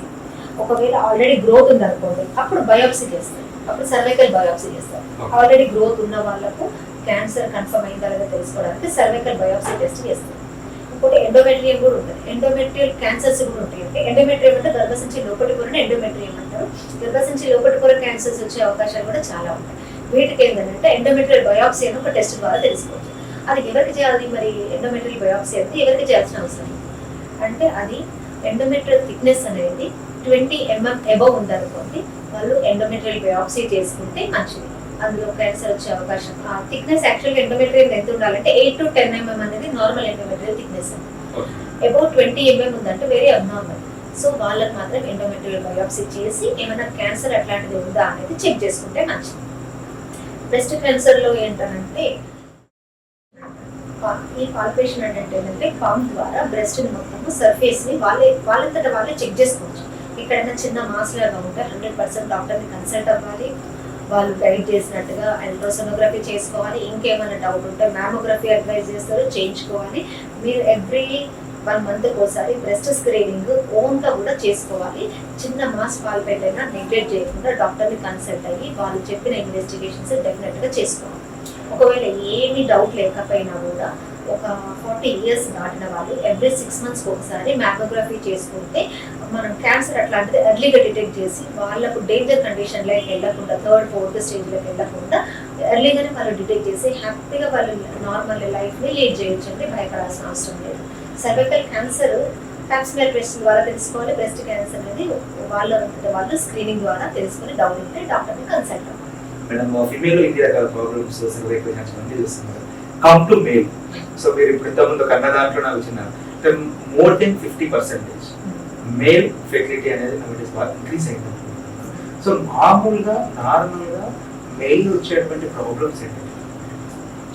ఇంట్లో కూడా హార్మోనల్ ఇంబ్యాలెన్సెస్ ఉంటుందండి, వాళ్ళకు కూడా ఉంటుంది. వాళ్ళు కూడా ఇప్పుడు ఉన్న కాంపిటీషన్లో ఎట్లుంటుందంటే ప్రతి ఒక్కరు చదువుకుంటున్నారు. అబ్బాయితో పాటు అమ్మాయి కూడా ఈక్వల్గా చదువుకుంటున్నారు. జాబ్స్ కూడా అమ్మాయిలు అబ్బాయిలు ఈక్వల్గా చేస్తున్నారు. వాళ్ళకి ఏంటంటే లేడీస్ కంటే ఎక్కువ ఇన్కమ్ ఉంటేనే మాకు తర్వాత మ్యారేజెస్ అవుతాయి, తర్వాత ఇబ్బందులు లేకుండా ఉంటాయి అనేది ఒకటి ఉంటుంది కాబట్టి. ప్లస్ వాళ్ళ బాస్ ఏమి ఇబ్బంది కాకుండా, వాళ్ళ బాస్ వల్ల ఆయనకి ఏమి ఇబ్బంది కాకుండా ఉండడానికి ఆయన చాలా ఓవర్గా స్ట్రెస్ అయ్యి వర్క్ లోడ్ ఎక్కువ అవుతుంది. వర్క్ లోడ్ ఎక్కువయ్యి లేట్ నైట్ పడుకోవడము, లేట్గా తినడము, ఇవన్నిటి వలన వాళ్ళకు కూడా హార్మోనల్ ఇంబ్యాలెన్స్ వస్తుంది. వాళ్ళకు కూడా ఒబేసిటీ వచ్చి ఆ స్ట్రెస్ వలన ఎక్సర్సైజ్ చేయడానికి టైం దొరకక వాళ్ళకు కూడా ఈ హార్మోనల్ ఇంబ్యాలెన్స్ ద్వారా వాళ్ళు కూడా సెమెన్లలో ప్రాబ్లమ్, కణాలలో ప్రాబ్లమ్, స్పోమ్స్ డెవలప్ అవ్వకపోవడం ఇవన్నీ ఉంటాయి. అయితే వీటిలలో సెమెన్ వాటిలలో ఏమేమి చేస్తారని అంటే ఆల్గోస్పెర్మియా అని ఒకటి ఉంటుంది, అంటే కణాల సంఖ్య తక్కువ ఉంటుంది. అజోస్పెర్మియా అని అంటారు, అంటే అసలు మొత్తానికే కణాలు లేకపోవడం. అస్తనోస్పెర్మియా అంటారు, అంటే కణాలు ఉంటాయి కానీ వాటికి కదలికలు ఉంటాయి. టెంటోజూస్పెర్మియా అంటారు, అంటే వాటిలో షేప్ అబ్నార్మాలిటీ ఉంటుంది. అంటే ఈ హార్మోన్ ఇంబ్యాలెన్స్ వల్ల ఏదో ఒక ఈ 4 ఏదో ఒక ప్రాబ్లం ఉంటే వాళ్ళు ఫర్టిలిటీ ప్రాబ్లమ్ని ఫేస్ చేస్తుంటారు. వాటికన్నిటికీ కరెక్షన్ చేయాలని అంటే సేమ్ ప్రాపర్ డైట్ మెయింటైన్ చేయాలి, ప్రాపర్ ఎక్సర్సైజ్ ఉండాలి, స్ట్రెస్ లేకుండా చూసుకోవాలి. ముఖ్యంగా ఏమైనా ఆల్కహాల్, స్మోకింగ్ హ్యాబిట్స్ ఉంటే వాటిని ఖచ్చితంగా అవాయిడ్ చేయాలి. వాళ్ళు స్ట్రెస్ లేని లైఫ్ని లీడ్ చేయాలి. అలిగోస్పెర్మియా, అసినోస్పెర్మియా, టెట్రోస్పెర్మియా చెప్తున్నారు. So oligo different, astheno terato different. ఇప్పుడు అలిగో, అసినో, టెట్రోస్పెర్మియా అన్ని ఉన్నటువంటి పేషెంట్స్ కూడా ఉంటారు. అన్నిట్లలో కొంతమందికి ఏంటంటే స్పర్మ్స్ ఉంటాయి బాడీలో, కానీ టెస్ట్ చేస్తే నీళ్ళు వస్తుంది, కౌంట్ సెమనల్ వేస్తే నీళ్ళు వస్తుంది. అది ఎందుకు వస్తుందంటే వాటిలో ఆ స్క్రోటంలో ఎఫరెంట్ డక్ట్స్ అని ఉంటాయి. వాటిలో ఏదైనా అబ్స్ట్రక్షన్ ఉందనుకో వాళ్ళ కణాలు లోపల ఉంటాయి, కానీ ఆ డక్ట్లలో అబ్స్ట్రక్షన్ ఉండడం వల్ల అవి బయటకు ఎక్స్పోజ్ కాక నీళ్ళు వస్తాయి. అప్పుడు ప్యానిక్ అయిపోతాం. వెంటనే మనం కంక్లూజన్కి రాకుండా కొన్ని స్కాన్స్ కొన్ని టెస్ట్ల ద్వారా అబ్స్ట్రక్షన్ ఏమైనా ఉందో చూసుకుని వాటికి కరెక్షన్ చేసుకుంటే హ్యాపీగా వాళ్ళు అడ్వాన్స్ డయాగ్నోసిస్ సెంటర్స్ చాలా వచ్చాయి. సో అడ్వాన్స్ డయాగ్నోసిస్ సెంటర్స్ వచ్చాయి కాబట్టి అందులో ఇంకా మనం స్పామ్ ఎక్కువ చూసుకోవడానికి ఛాన్సెస్ ఉంటాయి. ఇక్కడ స్పెషల్గా టెస్ట్ ఏమైనా ఉంటుందా ఖచ్చితంగా? మీరు ఒకే టెస్ట్ ద్వారా అది కొన అస్తమం అందులో వస్తుండేటు అని చెప్పి డిఫరెన్స్ చేయడానికి స్పెషల్ టెస్ట్ ఏమైనా ఉంటుందా? ఓన్లీ సెమెన్ అనలైసిస్ అని ఒక సింపుల్ టెస్ట్, సెమెన్ అనలైసిస్. దాంట్లోనే వాళ్ళు కణాల సంఖ్య ఎంత ఉంటుంది, కణాలలో కదలికలు ఎలా ఉన్నాయి, వాటిలో షేప్ ఎట్లా ఉంది, వాటిలో క్వాలిటీ ఎట్లా ఉంది, ఇవన్నిటి కూడా ఆ సింపుల్ టెస్ట్ ద్వారానే తెలుసుకోగలగచ్చు. కానీ ఆ వైఫ్ అండ్ హస్బెండ్ 3 days దూరం ఉన్న తర్వాత ఆ టెస్ట్ చేస్తే కరెక్ట్ రిజల్ట్ వస్తుంది. 72 hours క్యాప్ 72 80 hours టెస్ట్ చేయాలి. మామూలుగా అయితే మీరు ఇప్పుడు సంఖ్య అంటున్నారు కదా, సో ఎంత ఉండాలి న్యాచురల్ కౌంట్ ఎలా ఉంటుంది? యాక్చువల్గా 50 to 150 millions ఉండాలి కౌంట్. 50 to 150 millions కౌంట్ ఉండాలి. 50% మోటిలిటీ ఉండాలి. 50 to 150 కన్నా 40, 30, 20 millions ఉన్నా కూడా వాటిలో కదలికలు అంటే మొటిలిటీ మంచిగా ఉందనుకోండి, ఆ కొంచెం వాటిలో కూడా మొటిలిటీ అంటే యాక్చువల్గా స్పోన్స్ ఇక్కడ డిపాజిట్ అయిన తర్వాత వాటిలో మొటిలిటీ స్పోన్స్ మంచిగా ఉండి కౌంట్ మంచిగా ఉండి ఎన్ని మిలియన్స్ ఉన్నా కానీ వాటిలో కదలిక లేదనుకోండి, మొటిలిటీ లేకపోతే ఇక్కడే అంటుంది. సో మొటిలిటీ మంచిగా ఉంటేనే ఆ ఉన్న 20 millions 30 millions కొన్ని కణాలైనా కూడా ఇక్కడ నుంచి ఫెలోపియన్ ట్యూబ్స్కి రీచ్ అవ్వడానికి అవకాశం ఉంటుంది. సో 20 millions ఉన్నా కూడా కన్సీవ్ అయ్యే అవకాశం ఉంటుంది. ఐడియల్ అయితే 50 to 150 millions అనేది కౌంట్ అంటారు. ఇప్పుడు ఫిమేల్ ఫెర్టిలిటీ తెలుసుకున్నాము, మేల్ ఫెర్టిలిటీ తెలుసుకున్నాము. సో నేను ఏం అడుగుతున్నట్టు మామూలుగా ఇప్పుడు ఫెర్టిలిటీ నుంచి వాడు బయటకు వచ్చేసి న్యాచురల్గా ఒకవేళ కన్సీవ్ అయ్యాను. సో న్యాచురల్గా కన్సీవ్ అయినప్పుడు కన్సీవ్ అయింది అన్న విషయాన్ని నార్మల్గా ఎలా తెలుస్తుంది? సో వాళ్ళు తెలిసిన ఫస్ట్ మంత్ అనేది ఎలాంటి జాగ్రత్తలు తీసుకుంటారు? యాక్చువల్గా పీరియడ్ రెగ్యులర్గా ఉన్న వాళ్ళకి రెగ్యులర్ పీరియడ్స్ అంటే 28 to 30 days సైకిల్ని రెగ్యులర్ సైకిల్స్ అంటారు. 28 to 30 days సైకిల్స్ ఉన్న వాళ్ళకు with in 3 to 4 days period miss అయింది అనుకోండి, వాళ్ళకు ఖచ్చితంగా వాళ్ళ డాక్టర్ని కన్సల్ట్ అవ్వాలి. Pregnancy confirmation test, urine for pregnancy test, gravid X చేసుకొని కన్ఫర్మేషన్ చేసుకోవచ్చు. అదేమో క్లినిక్ అంటే డాక్టర్ని కన్సల్ట్ అయిన తర్వాత వాళ్ళకి తెలిసేది. పీరియడ్ మిస్ అయ్యి 3 to 4 days వాళ్ళకి డాక్టర్ని కన్సల్ట్ అయ్యి ట్రీట్మెంట్ కూడా ఇమీడియట్గా స్టార్ట్ చేయండి. ఎంత తొందరగా ట్రీట్మెంట్ స్టార్ట్ చేస్తే అంత బేబీ గ్రోత్ హెల్తీగా ఉండడానికి కావాల్సిన మెడికేషన్ డాక్టర్ అడ్వైస్ చేస్తారు. చాలా మంది ఏంటంటే ఈ 3 నెలల వరకు గ్యారెంటీ ఉండదు కాబట్టి 3 months వరకు వెళ్ళొద్దు హాస్పిటల్స్కి. 3 months తర్వాతనే వెళ్ళాలి. 3 months తర్వాతనే బేబీ గ్రోత్కి వెళ్తారు. అప్పటి వరకు గ్యారెంటీ ఉండదు అని చెప్పి ఇప్పటి వరకు కూడా ఇక్కడ అంటే ఇంటీరియర్గా చాలా మంది హాస్పిటల్కి రావడానికి ఆలోచిస్తారు. ఇప్పుడే కదా ఏం తెలుస్తుంది ప్రెగ్నెన్సీ, ఇప్పుడే ఏం తెలుస్తుంది స్కానింగ్లో, ఇప్పుడే ఏం తెలుస్తుంది పరీక్ష. Pregnancy confirmation test with in 3 to 4 days తెలుస్తుంది. కన్ఫర్మ్ అయిన తర్వాత ఇమీడియట్గా ఫోలిక్ యాసిడ్ టాబ్లెట్ స్టార్ట్ చేయడం అనేది బేబీ గ్రోత్కి కానీ బేబీకి బ్రెయిన్ డెవలప్మెంట్కి కానీ ఖచ్చితంగా అవసరము. సో ఇమీడియట్గా డాక్టర్ని కన్సల్ట్ అవ్వాలి. అదేమో హాస్పిటల్కి వెళ్ళిన తర్వాత కన్ఫర్మేషన్ టెస్ట్. కానీ క్లినికల్గా అంటే ఇంట్లోనే వాళ్ళు ఎట్లా అంటే బాగా మార్నింగ్ సిక్నెస్ ఉండడము, నీరసంగా ఉండడము, వామిటింగ్ సెన్సేషన్ ఉండడము, కళ్ళు తిరగడము, చాతగా పప్పుకోవడము, హెడేక్ ఉండడము, నిద్ర లేకపోవడము, ఇవన్నీ కూడా అంటే రొటీన్ కంటే కొంచెం డిఫరెంట్ ఉంది. ఎస్పెషల్లీ వామిటింగ్స్, ఏదైనా స్మెల్ చూసినా పడకపోవడము, నాజియా ఉండడము, ఇవన్నిటి ద్వారా ప్రెగ్నెన్సీ ఉందని వాళ్ళు ఇంట్లో తెలుసుకోవడానికి అందరికీ ఉండాలని ఏం లేదండి. ఒక 80% వాళ్ళకి ఉంటే 20% ఏసిమ్టమాటిక్ ఉంటారు. అసలు వాళ్ళ సింటమ్స్ ఏమీ ఉండవు. థ్రూఅవుట్ ప్రెగ్నెన్సీ వాళ్ళకి అసలు వామిటింగ్స్ అంటే తెలియదు, న్యాచురల్గానే ఫుల్ తింటారు, నార్మల్గానే ఉంటారు. 2 to 3 months వచ్చేంత వరకు కూడా ప్రెగ్నెంట్ అయింది తెలియని సందర్భాలు ఉంటాయండి. డెఫినెట్గా అంటే వాళ్ళకు పీరియడ్స్ ఇర్రెగ్యులర్ ఉన్నాయి అనుకోండి, వాళ్ళకి ఒక 5 to 6 months, కొంతమందికి 3 to 4 months పీరియడ్ లేట్ వచ్చే వాళ్ళు కూడా ఉంటారు. నాకు అది నార్మల్గానే లేట్ వస్తుంది అని అనుకుంటారు. కానీ వాళ్ళకు చూస్తే మేము ఎగ్జామినేషన్ చేసి 4 months 5 months ప్రెగ్నెన్సీ ఐడెంటిఫై చేయకుండా ఉండే వాళ్ళు ఉంటారు. వాళ్ళకి ఫస్ట్ ఆల్రెడీ 2 children ఉంటారు, వాళ్ళకి 3rd ప్రెగ్నెన్సీ వద్దనుకుంటారు, వాళ్ళకు ఇర్రెగ్యులర్ పీరియడ్స్ ఉంటుంది, వాళ్ళకి కన్సీవ్ అయిన సంగతి కూడా తెలియదు. 5th మంత్ వరకు నెగ్లెక్ట్ చేసి 5th మంత్కి హాస్పిటల్ చుట్టూ తిరిగి అబార్షన్ చేయడానికి కూడా హాస్పిటల్ చుట్టూ తిరిగే వాళ్ళు కూడా ఉంటారు. సో అంతవరకు కూడా ఐడియా లేకుండా వాళ్ళకి ఏ సిమ్టమ్స్ ఉంటుంది, ఎందుకంటే పీరియడ్ మాకు లేట్ వస్తుంది కాబట్టి లేట్ వస్తుంది అనుకున్నా అనే వాళ్ళు కూడా చాలా వాళ్ళ డబ్బులు అలా ఉండేసి రెగ్యులర్ గా వాళ్ళ బాడీ కండిషన్ బట్టి నార్మల్గా చేంజ్ అవుతుంది కాబట్టి లేట్ వస్తుంది కాబట్టి అందులోనే ఉన్నామని ఫీల్ అవుతుంది.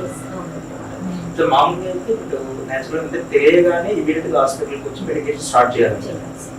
ఇవాళ రేపు ప్రెగ్నెన్సీ కన్ఫర్మ్ అవడం ఒకటి, దాన్ని కాపాడుకోవడం కూడా రెండో వైపులా ఉంటుంది. అంటే అబార్షన్ రిస్క్ కూడా చాలా వరకు ఉంటుంది. సో ప్రాపర్గా ఫస్ట్ వెళ్ళి హాస్పిటల్లో ఫస్ట్ కన్సల్ట్ అయిన తర్వాత డాక్టర్ ప్రెగ్నెన్సీ కన్ఫర్మేషన్ టెస్ట్తో పాటు అల్ట్రాసౌండ్ కూడా చేపిస్తుంది. అది దేనికోసం అంటే అసలు ప్రెగ్నెన్సీ అనేది గర్భసంచిలోనే ఉందా లేకపోతే ఎక్కడైనా ట్యూబ్స్లో కానీ వేరే ఇంకేదైనా ఏరియాలో అది వెరీ ఇంపార్టెంట్ డయాగ్నోసిస్. అది కొంతమందికి ఏంటంటే అది మిస్ అవుతుంది. ఏమైతుందంటే ఒక్కొక్కసారి గర్భసంచిలో కాకుండా ట్యూబ్స్లో ఫామ్ అవుతుంది, దాన్ని ట్యూబర్ ప్రెగ్నెన్సీస్ అంటారు, ఎక్టోపిక్ అంటారు. ఇంప్లాంటేషన్ అనేది ఇక్కడ ఇంప్లాంటేషన్ అవ్వకుండా ఇక్కడ యాక్చువల్గా మామూలుగా కన్సీవ్ అయ్యేది ఫెరపీ ట్యూబ్ లోనే కన్సీవ్ అవుతుంది. కన్సీవ్ అయితే 3rd డే ఇక్కడికి వచ్చేస్తుంది. కానీ కొంతమందికి ఏంటంటే ఇక్కడ రాకుండా, ఈ లోపలికి రాకుండా ఇక్కడే బేబీ గ్రోత్ ఉంటుంది. ఫెరపీ ట్యూబ్ లోనే బేబీ గ్రోత్ ఉంటుంది. అది బేబీ గ్రోత్ అవుతున్న కొద్దీ ట్యూబ్ అనేది ఆ బేబీ గ్రోత్ ని బేర్ చేయలేదు, చిన్నకి ఇది రప్చర్ అయిపోతుంది. రప్చర్ అయిపోయి ఇంటర్నల్ మొత్తం బ్లీడ్ అవుతుంది. ఆ బ్లీడ్ అయినప్పుడు మదర్కి లైఫ్ రిస్క్ అయిపోతుంది. అది వెరీ డేంజర్. అందుకే ఫస్ట్ మనము డాక్టర్ కన్సల్ట్ అయిన తర్వాత డాక్టర్ స్కాన్ అంటాం. ఇప్పుడే స్కానింగ్ ఎందుకు, అసలు ఎవరు విల్లింగ్ గా ఉండరు, చాలా బతిమిలాడే చేస్తారు డాక్టర్స్. ఇప్పుడే స్కానింగ్ ఎందుకు, వారం రోజులకి ఏం తెలుస్తుంది, 2 రోజులకి ఏం తెలుస్తుంది, తెలుస్తుంది ఇక్కడ పొజిషన్ ఎక్కడ ఉంది అనేది వెరీ ఇంపార్టెంట్. మన 6 to 7 వీక్స్ అప్పుడు వయబిలిటీ వచ్చిందా లేదా, బేబీ హార్ట్ బీట్ వచ్చిందా లేదా అనేది అది ఒక స్కాన్, వయబిలిటీ స్కాన్ అంటారు. మళ్ళీ 12 వీక్స్ అప్పుడు ఎన్టీ స్కాన్ అంటారు. 20 వీక్స్ అప్పుడు టిఫా స్కాన్ చేయించాలి. 7th మంత్ అప్పుడు 2D స్కాన్ చేయించాలి. 8th మంత్ గ్రోత్ స్కాన్ చేయించాలి. Normal 9th month routine scan, ఇవన్నీ అవసరం. అందరు ఇన్ని స్కానింగ్ లేదు. చాలా మంది కపోతే ఏముంటుంది అంటే స్కాన్స్ చేపిస్తే బేబీ గ్రోత్ సరిగ్గా ఉండదు, ఆ రేడియేషన్ వల్ల బేబీ చాలా ఎఫెక్ట్ అయిపోతుంది అని అనుకుంటారు. చదువుకున్న వాళ్ళు కూడా అట్లనే అనుకుంటారండి. 0% రేడియేషన్, అవి ఇందులో సౌండ్ వేవ్స్ మాత్రమే ఉంటాయి. ఈ స్కాన్ లో ఏ విధమైన రేడియేషన్ ఉండదు. రోజు స్కానింగ్ చేసినా అసలు 0 ఎఫెక్ట్ ఉంటుందండి. సో డాక్టర్ అడ్వైజ్ చేస్తే మీరు స్కానింగ్ చేయించుకోవడానికి వెనుకకు మాత్రం వెళ్ళకండి. ఎవ్రీ మంత్ స్కాన్ చేసిన బేబీకి ఏ విధమైన అపాయము ఉండదు. అబార్షన్ ఒక మాట మాట్లాడారు. అసలు అబార్షన్ అనేది ఏ కండిషన్ లో అబార్షన్ అవుతుంది, ఏ మంత్ వరకు అబార్షన్ అయ్యే ఛాన్సెస్ ఎక్కువ ఉంటాయి, ఎలా నెగ్లెక్ట్ చేయడం వల్ల అబార్షన్ కు దారితీస్తుంది? అయితే ఇందులో ప్రెగ్నెన్సీ మొత్తంలో 3 ట్రైమిస్టర్స్ ఉంటాయి. అంటే 12 వీక్స్ వరకు ఫస్ట్ ట్రైమిస్టర్, 28 వరకు second trimester, 40 weeks third trimester. అయితే అబార్షన్ రిస్క్ అంటే ఫస్ట్ ట్రైమిస్టర్లో ఎక్కువ ఉంటారు. అంటే అప్ టు 12 వీక్స్ వరకు 12 వారాల గర్భం వచ్చే వరకు అబార్షన్ రిస్క్ ఎక్కువ ఉంటుంది. అది ఎందుకు అంటే ముఖ్యంగా క్రోమోజోమ్స్ జీన్స్ ప్రాబ్లమ్స్ తోని అబార్షన్ రిస్క్ ఎక్కువ ఉంటుంది. అంటే అందులో ఓవం లోపల క్వాలిటీ లేకపోవడం వల్ల జెనెటికల్ గానే ఆ ప్రెగ్నెన్సీ అనేది హెల్తీ ప్రెగ్నెన్సీ కాదు. కాబట్టి మనం అది ఎంత ట్రై చేసినా, ఎంత మెడికేషన్ ఇచ్చినా, ఎంత రెస్ట్ ఇచ్చినా కూడా ఖచ్చితంగా అబార్షన్ అయ్యే అవకాశం ఉంటుంది. కొన్ని అబార్షన్స్ హార్మోనల్ ప్రాబ్లంతో అవుతాయి, ప్రొజెస్ట్రాన్ సరిగ్గా లేకపోవడం వల్ల అవుతుంది. దానికి మెడికేషన్ ద్వారా హార్మోనల్ సపోర్ట్ ఇచ్చి బేబీని గ్రోత్ అయ్యేలాగా చేయొచ్చు, అది ఆప్షన్. కానీ క్రోమోజోమ్ జీన్స్ ప్రాబ్లం అంటే ఏ విధమైన ఆప్షన్ లేదు, అది ఖచ్చితంగా అబార్షన్లో వెళ్ళిపోతుంది. ఇంకోటి హార్మోనల్ ప్రాబ్లమ్స్ వల్ల వచ్చే థ్రెటెడ్ అబార్షన్స్ అంటారు. వాటికి బెడ్ రెస్ట్ ఇచ్చి హార్మోనల్ సపోర్ట్ ఇస్తే అది ఖచ్చితంగా గెట్ అవుతుంది ప్రెగ్నెన్సీ. ఇంకోటి కొన్ని ఇన్ఫెక్షన్స్ కూడా కారణం అవుతాయండి. ఆ ఇన్ఫెక్షన్స్కి కూడా ఇన్ఫెక్షన్స్ ఉన్న వాళ్ళకి ఏంటంటే రిపీటెడ్ అబార్షన్స్ ఉంటుంది, హ్యాబిచువల్ అబార్షన్స్ ఉంటాయి. వాటి లోపల అసలు ఏ విధమైన ఇన్ఫెక్షన్ ఉంది అనేది కొన్ని టార్చ్ టెస్ట్లో ద్వారా తెలుసుకొని వాటిని కరెక్షన్ చేసుకొని తర్వాత మాత్రమే ప్రెగ్నెన్సీ ప్లాన్ చేసుకోవాల్సి వస్తుంది. అది ఫస్ట్ ట్రైమిస్టర్లో ఈ అబార్షన్స్. సెకండ్ ట్రైమిస్టర్ 24 వీక్స్ వరకు ఆ అబార్షన్స్ అవ్వడానికి కారణం ఏముంటుందంటే గర్భసంచి లోపల లోపాలు ఉండడం. అంటే గర్భసంచి లోపల లోపాలు ఏముంటాయంటే, ఇప్పుడు ఇది గర్భసంచి అయితే దీన్ని సర్విక్స్ అంటారు. సర్వైకల్ ఇన్కాంపిటెన్స్ అనేది ఒక మెయిన్ రీజన్ సెకండ్ ట్రైమిస్టర్లో అబార్షన్స్ అవ్వడానికి. సర్వైకల్ ఇన్కాంపిటెన్స్ అంటే ఏంటంటే ఇక్కడ బేబీ గ్రోత్ అవుతుంది, ఈ సర్విక్స్ అనేది ఈ బేబీని బేర్ చేయలేదు. కాబట్టి ఏమవుతుందంటే ఓపెన్ అవుతుంది, ఓపెన్ అయిపోయి బేబీ ఎక్స్పెల్ అయిపోతుంది. సో దాన్ని సర్వైకల్ ఇన్కాంపిటెన్స్ అంటారు, అది సెకండ్ ట్రైమిస్టర్లో వస్తుంది. దీన్ని ఎట్లా కరెక్షన్ చేస్తారంటే సర్వికల్ స్టిచ్ అని ఒకటి ఉంటుంది, దాన్ని ఎన్సర్క్లేజ్ ఆపరేషన్ అంటారు. గర్భసంచి కుట్లు వేస్తారు గర్భసంచికి కుట్లు, అది ఇక్కడ వేస్తారు స్టిచ్. సో అది గట్టి వేయడం వల్ల బేబీ కిందికి డిసెంట్ అవ్వకుండా, అయినా కూడా అబార్ట్ అవ్వకుండా చాలా వరకు హెల్ప్ చేస్తుంది. అది ఎవరికి వేస్తామంటే ఆల్రెడీ ఇంతవరకు హిస్టరీ అంటే అంతకుముందు గర్భాలు repeated abortion 4 months 5 months abortions అయిన వాళ్ళకి కానీ, లేకపోతే స్కాన్ లో సర్వైకల్ మెజర్మెంట్ 3 centimeters కంటే తక్కువ ఉంది అనుకోండి, వాళ్ళకి వేయాల్సి. 3.5 centimeters అంటే నార్మల్ సర్వైకల్ లెంత్, అది 3 centimeters కంటే తక్కువ ఉంది అనుకోండి, డెఫినెట్ గా సర్వైకల్ కి కుట్టు వేయించుకోవాలి. దాన్ని సర్క్లేజ్ ఆపరేషన్ అని అంటారు. చూసారు కదా, స్కాన్ అనేటువంటిది డాక్టర్ గారు రాశారు అని అంటే, స్కాన్ రాయడం వల్ల, స్కాన్ చేయించుకోవడం వల్ల లోపల ఉన్నటువంటి బేబీకి ఎలాంటి ఇబ్బంది కలగదు. కేవలం సౌండ్ రేస్ మాత్రమే ఉంటాయి కాబట్టి బేబీకి ఎలాంటి ఇబ్బంది కలగదు. ఖచ్చితంగా ఫస్ట్ డే నుంచే కేర్ ఉండాలి. ఉంటేనే ఇప్పుడు మేడం గారు చెప్పినట్టు ఏదైతే మనం అబార్షన్ రేషియో అనేది ఏదైతే ఉందో, అబార్షన్ ఇష్యూ వచ్చేటువంటి ఇష్యూస్ ఏవైతే ఉన్నాయో అవన్నీ కూడా తగ్గాలి అంటే మాత్రము కన్సీవ్ అయిన ఫస్ట్ డే నుంచే డాక్టర్ కేర్ లో ఉండడము చాలా చాలా మంచిది అన్న విషయాన్ని మనం తెలుసుకున్నాం. సెకండ్ ట్రైమిస్టర్ వరకు అంటే second trimester first second third trimester abortion కాకుండా ఉండడానికి తీసుకోవాల్సిన జాగ్రత్తల గురించి మాట్లాడుతున్నాం. మామూలుగా ప్రెగ్నెన్సీ టైంలో ఒక ప్రెగ్నెంట్ ఉన్నటువంటి ఒక వ్యక్తి ఇంట్లో వల్ల అంటే భర్త నుంచి, అత్తమామల నుంచి కానీ, చుట్టూ ఉండే వాళ్ళ నుంచి అసలు ఎలాంటి సపోర్ట్ ఉండాలి, అసలు ప్రెగ్నెన్సీ ఉన్న టైంలో వాళ్ళ మెంటల్ హెల్త్ ఎలా ఉంటుంది? రొటీన్ వర్క్ అంతా కూడా చేసుకోవచ్చు. ప్రెగ్నెంట్ ఉమెన్ రొటీన్ వర్క్ అంతా కూడా చేసుకోవచ్చు, హెవీ వర్క్ చేయకూడదు. కానీ చాలా మంది ఏంటంటే ప్రెగ్నెంట్ అయితేంది మేము వెనకట ఈ పనులన్నీ చేస్తున్నాము, బట్టలు వెళ్ళినాము, బరువులు లేవడము, వ్యవసాయం పనులకు వెళ్ళినాము అని వాళ్ళ పెద్దవాళ్ళు అంటుంటారు. కానీ ఇప్పుడున్న సిచ్యువేషన్స్లలో, ఇప్పుడున్న డెలికేట్ బాడీలలో హెవీ వర్క్ అనేది ఖచ్చితంగా అవాయిడ్ చేయాలంటే ప్రెగ్నెంట్ ముందు సింపుల్ వర్క్, బెడ్ రెస్ట్, అట్లానే బెడ్ రెస్ట్ కూడా అవసరం ఉండదు. రొటీన్ వర్క్, సింపుల్ వర్క్ చేసుకోవచ్చు. హ్యాపీగా మంచి హెల్తీ డైట్ తీసుకుంటూ, మంచి ఫ్రూట్స్, వెజిటేబుల్స్ తీసుకుంటూ, ప్రోటీన్ రిచ్ ఫుడ్ తీసుకుంటూ, మంచి స్లీపింగ్ అవర్స్ కరెక్ట్గా మెయింటైన్ చేస్తూ, మెంటల్ స్ట్రెస్ ఏం లేకుండా ఫ్యామిలీ అంతా సపోర్టివ్గా ఉండి ఆమెకు కోఆపరేట్ చేస్తూ మంచిగా ఉంటే హెల్తీ బేబీ ఖచ్చితంగా ఉంటుంది. బెడ్ రెస్ట్ ఎవరికి అవసరం పడుతుంది అని అంటే కొంచెం ప్లాసెంటల్ సైన్స్ అంటారు. కొంతమందికి ఏంటంటే ప్రెగ్నెన్సీ కన్ఫర్మ్ అయిన తర్వాత బ్లీడింగ్ తీసుకున్న వాళ్ళకు కంప్లీట్గా బెడ్ రెస్ట్ తీసుకోవాల్సిన అవసరం ఉంటుంది. దానికి ఫ్యామిలీ మెంబర్స్ అందరూ సపోర్ట్ చేయాలి. అయితే ఎప్పుడైతే గర్భసంచి ద్వారము చిన్నగా ఉన్నదని డాక్టర్ అడ్వైస్ చేస్తారు, లేకపోతే ప్లాసెంటా సపరేట్ అవుతుంది, లేదంటే మాయ మొత్తం కిందికి ఉంది, అట్లాంటి వాళ్ళు కంప్లీట్గా బెడ్ రెస్ట్ తీసుకోవాలి. వాళ్ళకు అందరూ కోఆపరేట్ చేసి డాక్టర్ అడ్వైస్ చేసిన ఎన్ని రోజులు రెస్ట్ అవసరమో అన్ని రోజులు ఖచ్చితంగా తీసుకుంటే రిస్క్ లేకుండా baby healthy delivery.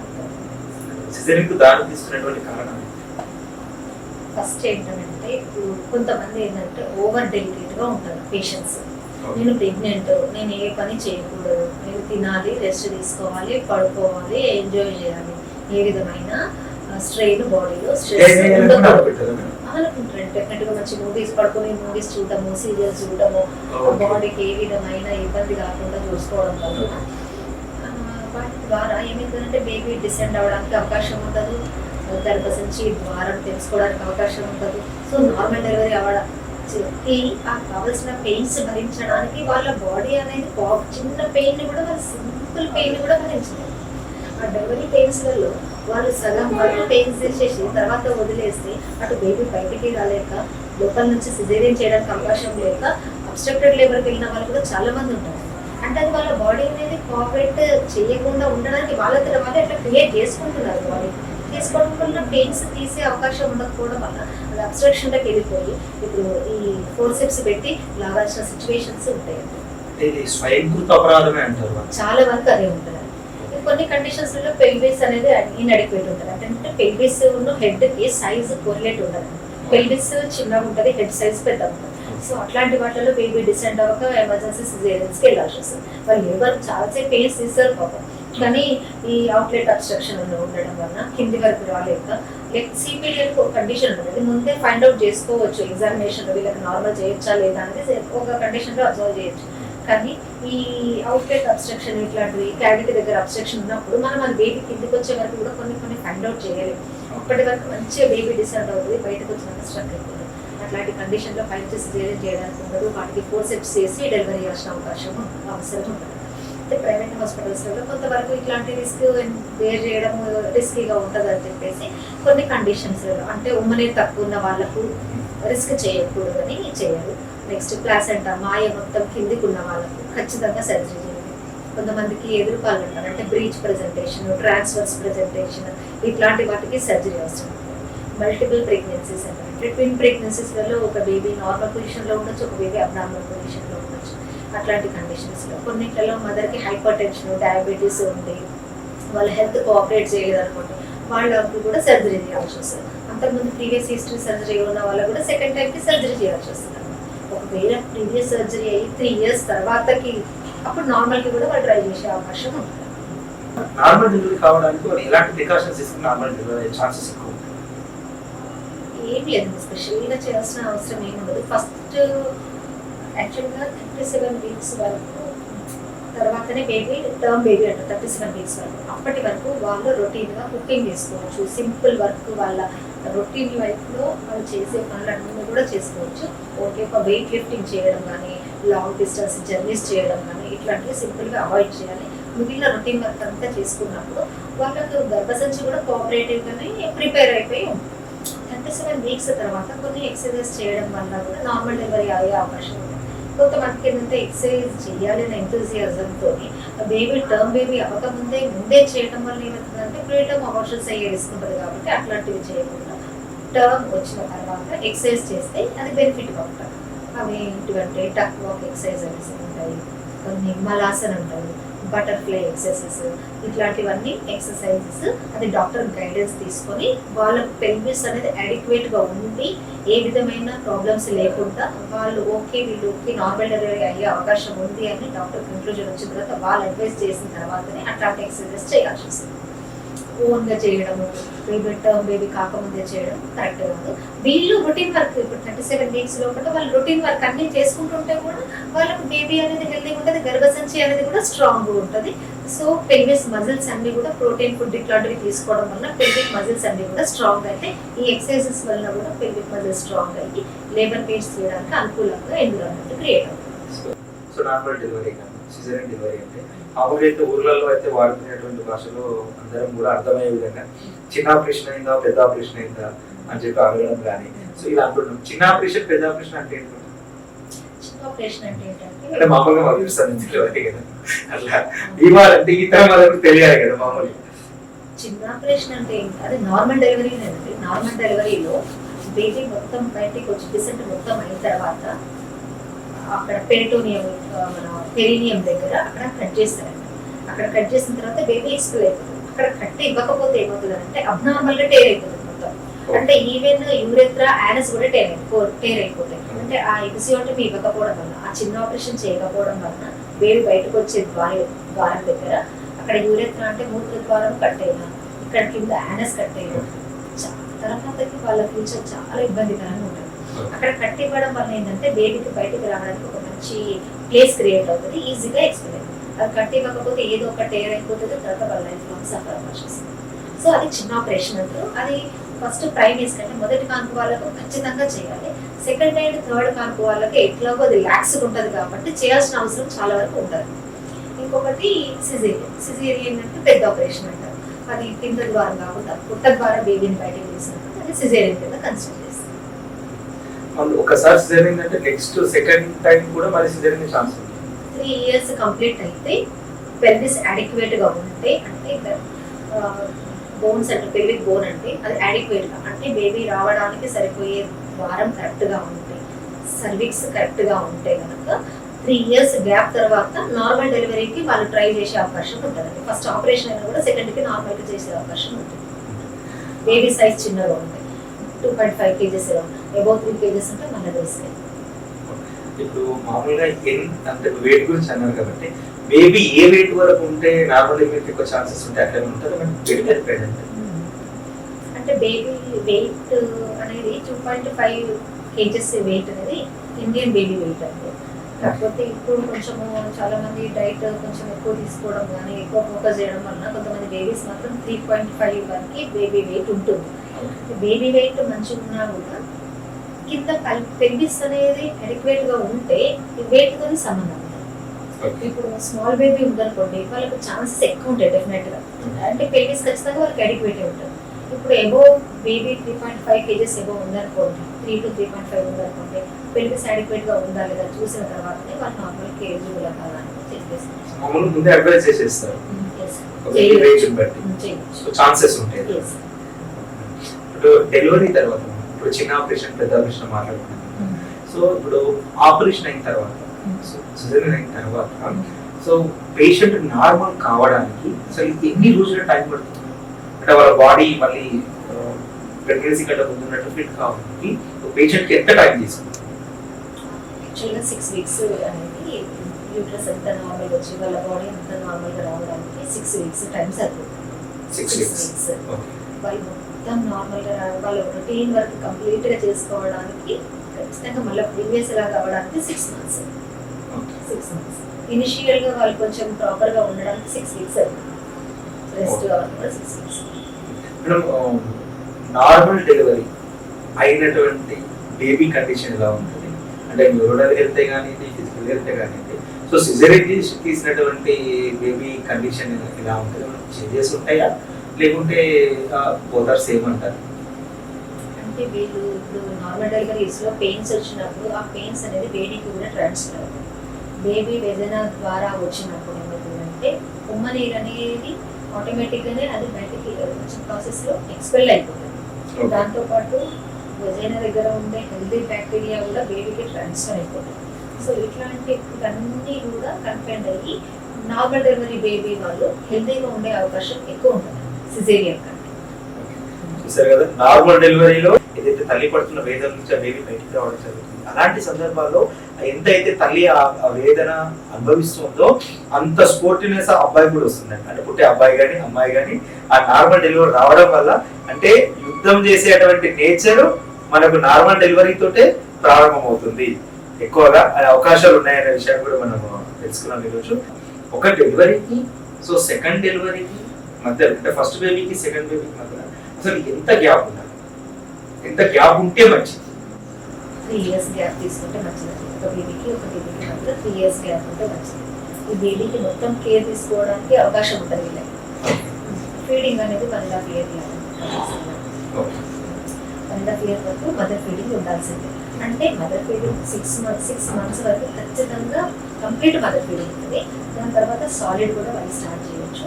1.5 year 18 months వరకు మదర్ ఫీడింగ్ ఇవ్వాల్సి వస్తుంది. దాని తర్వాత తను కొంచెం కూడా తన బాడీ స్టెబిలైజ్ అయ్యి కంప్లీట్ గా తను కూడా కొంచెం కుదురుకున్న తర్వాత ఇంకొక 1 year గ్యాప్ తీసుకొని ప్రెగ్నెన్సీ వస్తే కనుక వాళ్ళ బాడీ హెల్తీగా ఉంటుంది. ప్రెగ్నెన్సీకి కోఆపరేట్ చేయడానికి గర్భసంచి కానీ బాడీ కానీ అనుకూలంగా ఉంటుంది. ఒకవేళ కనుక మీరు అన్నట్టుగా 3 years అనేది గ్యాప్ వస్తే ఓకే. అలా కాకుండా ఒక వితిన్ 1 year లోపల ఒక ప్రెగ్నెన్సీ అయిన తర్వాత డెలివరీ తర్వాత వితిన్ 1.5 year లో ఒకవేళ మళ్ళీ ఏమైనా డెలివరీ అందితే అలాంటి అంటే నెక్స్ట్ వచ్చే బేబీ కానీ మన ప్రాబ్లమ్స్ ఉండే అవకాశం వచ్చే అవకాశం ఏముండదంటే, కానీ మదర్ బాడీని కొంచెం సిక్ ఉండడము, వాళ్ళకి ఎనిమియా ఉండడం, ఆల్రెడీ డెలివరీ అయి ఉంటారు, వాళ్ళకి కొంచెం బ్లడ్ లాస్ అయి ఉంటుంది, మళ్ళీ ఇమీడియట్గా కన్సీవ్ అయితే వాళ్ళు మళ్ళీ వామిటింగ్స్ మీద ఉంటే ప్రాపర్ డైట్ తీసుకోకపోవడం వల్ల వాళ్ళ బాడీ వీక్ ఉండడం తప్పించి బేబీకి పరంగా మాత్రం డిఫెక్ట్ ఉండే అవకాశం ఏముండదు. మదర్ మాత్రం సిక్ అవుతాయి. మదర్ ఫీడింగ్ సో తల్లి పాలు ముఖ్యమా డబ్బా పాలు ముఖ్యమా? అసలు ఏ పరిస్థితుల్లో డబ్బా పాలు ఇవ్వాల్సి వస్తుంది? యాక్చువల్గా ఫస్ట్ ఇమీడియట్ మిల్క్ అంటే డెలివరీ అయిన తర్వాత ఇమీడియట్ గా వచ్చే మిల్క్ని కొలెస్ట్రాల్ అంటారండి. దాంతో ఆ మిల్క్ ద్వారా బేబీకి ఇమ్యూనిటీ పవర్ చాలా వస్తుంది. ఆ పాలు అనేది చాలా అవసరం బేబీకి. డెలివరీ అయినాక ఇవి నార్మల్ అయినా సిజేరియన్ అయినా వితిన్ 1 hour తల్లి రూపం పట్టియడం అనేది ఖచ్చితంగా చేయాలి. చాలా మంది ఏంటంటే మదర్ పక్కకు తిరగలేదు, మదర్ నొప్పులతో ఉంది, రేపు చూద్దాం, ఇవాళ మంచి రోజు కాదని పాలిపోయిన వాళ్ళు కూడా ఉంటారు. 1 hour లోపల తల్లి నొప్పి పట్టడం స్టార్ట్ చేయాలి. అందులో వచ్చే కొలెస్ట్రాల్ అనేది బేబీకి హెల్త్కి ఫ్యూచర్ హెల్త్కి కూడా చాలా అవసరం. డబ్బా పాలకి ఎంత మాత్రం కూడా అడ్వైజబుల్ కాదు. మదర్ మిల్కే ఖచ్చితంగా ప్రిఫర్ చేయాలి. కొంత కొంతమందికి వాళ్ళ హార్మోనల్ ప్రాబ్లంతో అస్సలే మిల్క్ రాకుండా ఉన్న వాళ్ళు ఉంటారు. వాళ్ళు తప్పనిసరి పరిస్థితులలో ఈ ఆల్టర్నేట్ సొల్యూషన్స్కి వెళ్ళాల్సి వస్తుంది. ఒకవేళ ఫెర్టిలిటీ ప్రాబ్లం ఉంది 3 years 4 years 5 years 10 years వాళ్ళు ఎవరైతే ఉంటారో సొసైటీ చూసే కోణం వేరేగా ఉంటుంది. సో వాళ్ళకున్న ప్రాబ్లం ఎవరికి కనిపించదు, కానీ సొసైటీ చూసే కోణం అనేది వేరేగా ఉంది. పెళ్ళైంది 4 ఏళ్ళైంది 5 ఏళ్ళైంది మీకు సంతానం కాలేదు, సో పెళ్ళై 1-2 years అయింది వాళ్ళకి అయింది, ఇలాంటి కొన్ని మాటలు వినిపిస్తుంది. సో అలాంటి ఎవరైతే జంట ఉంటారో సో వాళ్ళకు ఉన్నటువంటి ప్రాబ్లమ్స్ 6 years 7 years ఇలా చూపించుకొని తర్వాత వాళ్ళు ప్రెగ్నెన్సీ తెచ్చుకొని సరే అయ్యేయో లేదంటే అప్ టు IVF తెచ్చుకునే ఛాన్సెస్ ఉంటాయి. సో ఆ ఛాన్సెస్ ఉన్నాయి. ఒకవేళ అలా కాకుండా అప్పటి వరకు ఉండేటువంటి జంట ఎవరైతే ఉంటారో సో మీరు వాళ్ళ మెంటల్ హెల్త్ అనేది సెట్ కావడానికి మీరు ఎలాంటి సజెషన్ ఇస్తారు? యాక్చువల్గా ఇప్పుడు ఇక్కడ రూరల్ ఏరియాలలో ఎట్లుంటుందంటే ప్రెగ్నెన్సీ గురించి తనకు ఆలోచన ఉండదు, వాళ్ళ హస్బెండ్కి ఆలోచన ఉండదు. ఆలోచన ఎవరికి ఉంటుందంటే ఇంటి పక్కన వాళ్ళకు ఉంటుంది. ఈ నెల డేట్ వచ్చిందా, ఈ నెల కన్సీవ్ అయ్యిందా, ఈ నెల మళ్ళీ పీరియడ్ వచ్చిందా. పీరియడ్ వస్తే బాధ అనేది తనకు తన వల్ల కాదు, ఇంటి పక్కన వాళ్ళు ఏమనుకుంటారు, అత్తయ్య ఏమనుకుంటుందో, ఆడపడిచి ఏమనుకుంటుందో, ఈ బాధ తప్పించి వాళ్ళకు అంత ఉండదండి. ఫస్ట్ వాళ్ళు వెయిట్ చేద్దామని ప్రిపేర్ అయ్యి ఉంటారు, వెయిట్ చేసినా నష్టం లేదని ప్రిపేర్ అయ్యి ఉంటారు వైఫ్ అండ్ హస్బెండ్ ఇద్దరు కూడా. కానీ ప్రాబ్లం ఎక్కడ వస్తుందంటే చుట్టుపక్కల వాళ్ళకు వస్తుంది. వాళ్ళు ఇంకా మీ కోడలు నిలదప్పలేదా, మా కోడలు ఇప్పుడే పెళ్ళైంది 2 నెలలు అయింది వెంటనే ప్రెగ్నెన్సీ వచ్చింది, ఇంకా నెల మళ్ళీ నెల వచ్చిందా ఈ నెల. ఇప్పుడు వాళ్ళు అట్లాంటివి చేయడం వల్లనే చాలా మందికి డేట్ వచ్చిందంటే వాళ్ళు వచ్చేస్తారండి డాక్టర్ దగ్గరికి వెళ్ళి లిటరల్గా ఏడుస్తుంటారు వాళ్ళు, మళ్ళీ డేట్ వచ్చింది. అందులో ఏడవలసిన అవసరం ఏముంది? ప్రెగ్నెన్సీ అనేది అదొక పార్ట్ లైఫ్లో, బేబీ అనేది ఒక పార్ట్, కానీ అదే జీవితంగా అని కాదు. కాకపోతే ట్రీట్మెంట్ అవసరము, ట్రీట్మెంట్ తీసుకోవాలి, సొల్యూషన్స్ ఉంటాయి, టైం టేకింగ్ ఉంటుంది. ఒక్కొక్కరికి ఒక్కొక్క పీరియడ్లో, కొంతమంది 1 year, కొంతమందికి 2 years, కొంతమందికి 5 years కూడా పడుతుంది.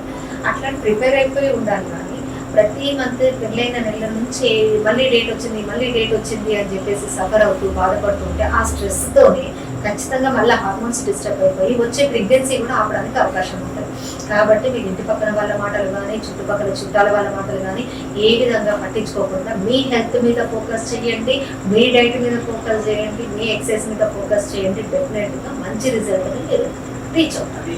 ప్లానింగ్ ప్రెగ్నెన్సీ అనేది ఇప్పుడు కొత్తగా ఒక ట్రెండ్ అవుతుంది. ప్రెగ్నెన్సీని ప్లాన్ చేసుకోవాల్సిన అవసరం ఉంటుంది. ఇప్పుడు 35 years మ్యారేజెస్ అయిన తర్వాత ప్రెగ్నెన్సీ ప్లాన్ చేసుకోవాల్సిందేనండి. వాళ్ళ ఎక్స్రేలో క్వాలిటీ ఉండదు, సెమెన్లో క్వాలిటీ ఉండదు, ప్రెగ్నెన్సీస్ హెల్తీగా ఉండవు, వచ్చినా కూడా అబార్షన్స్ అవుతాయి.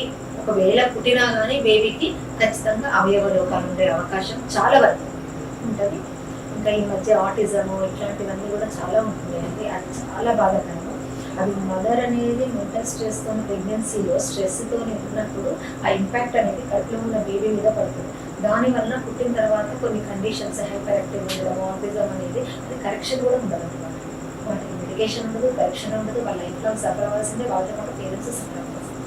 కాబట్టి ప్రెగ్నెంట్ ఉమెన్కి ఏ విధమైన స్ట్రెస్ లేకుండా హ్యాపీ డైట్, హెల్దీ ఎన్విరాన్మెంట్లో ప్రెగ్నెన్సీ కంటిన్యూ అయితే కనుక వాళ్ళ ఫ్యామిలీనే, ఫ్యూచర్ ఫ్యామిలీనే హెల్దీగా ఉంటుంది. అది అందరూ కూడా ఫ్యామిలీ మెంబర్స్ గుర్తుపెట్టుకుంటే ప్రెగ్నెంట్ ఉమెన్ అనేది హ్యాపీగా లైఫ్ లీడ్ చేస్తారు. ఇప్పుడు తెలుగు ఫెర్టిలిటీ వరల్డ్ అనేది ఇది మొట్టమొదటి ఇంటర్వ్యూ. ఫెర్టిలిటీ ప్రాబ్లమ్స్ చాలా మంది వాళ్ళ ప్రాబ్లమ్స్ చెప్పుకోలేదు. ఇప్పుడు చాలా మందికి ఉన్నటువంటి సమస్యలు ఏవైతే ఉంటాయో ఇప్పుడు మనం మాట్లాడిన చాలా విషయాల వరకు మీరు ఇచ్చినటువంటి ఎక్స్ప్లెనేషన్ వల్ల చాలా వరకు నివృత్తి వస్తుంది. అసలు ఏ కండిషన్ డాక్టర్ దగ్గర రావాలి, ఎలాంటి జాగ్రత్తలు తీసుకోవాలి, చాలా వరకు న్యాచురల్ ఎలాంటివి తీసుకుంటే PCOD నుంచి అవాయిడ్ చేయొచ్చు, చాలా విషయాలు నేర్చుకున్నాం. సో ఇంకా ఎవరైనా సరే మీకు ఎలాంటి ఫెర్టిలిటీ ప్రాబ్లమ్స్ ఉన్నా కూడా, ఇక్కడ చెప్పుకోలేని ప్రాబ్లమ్స్ ఏమున్నా కూడా మేము కింద వాట్సాప్ నంబర్ అనేది మనం కింద మెన్షన్ చేస్తాము.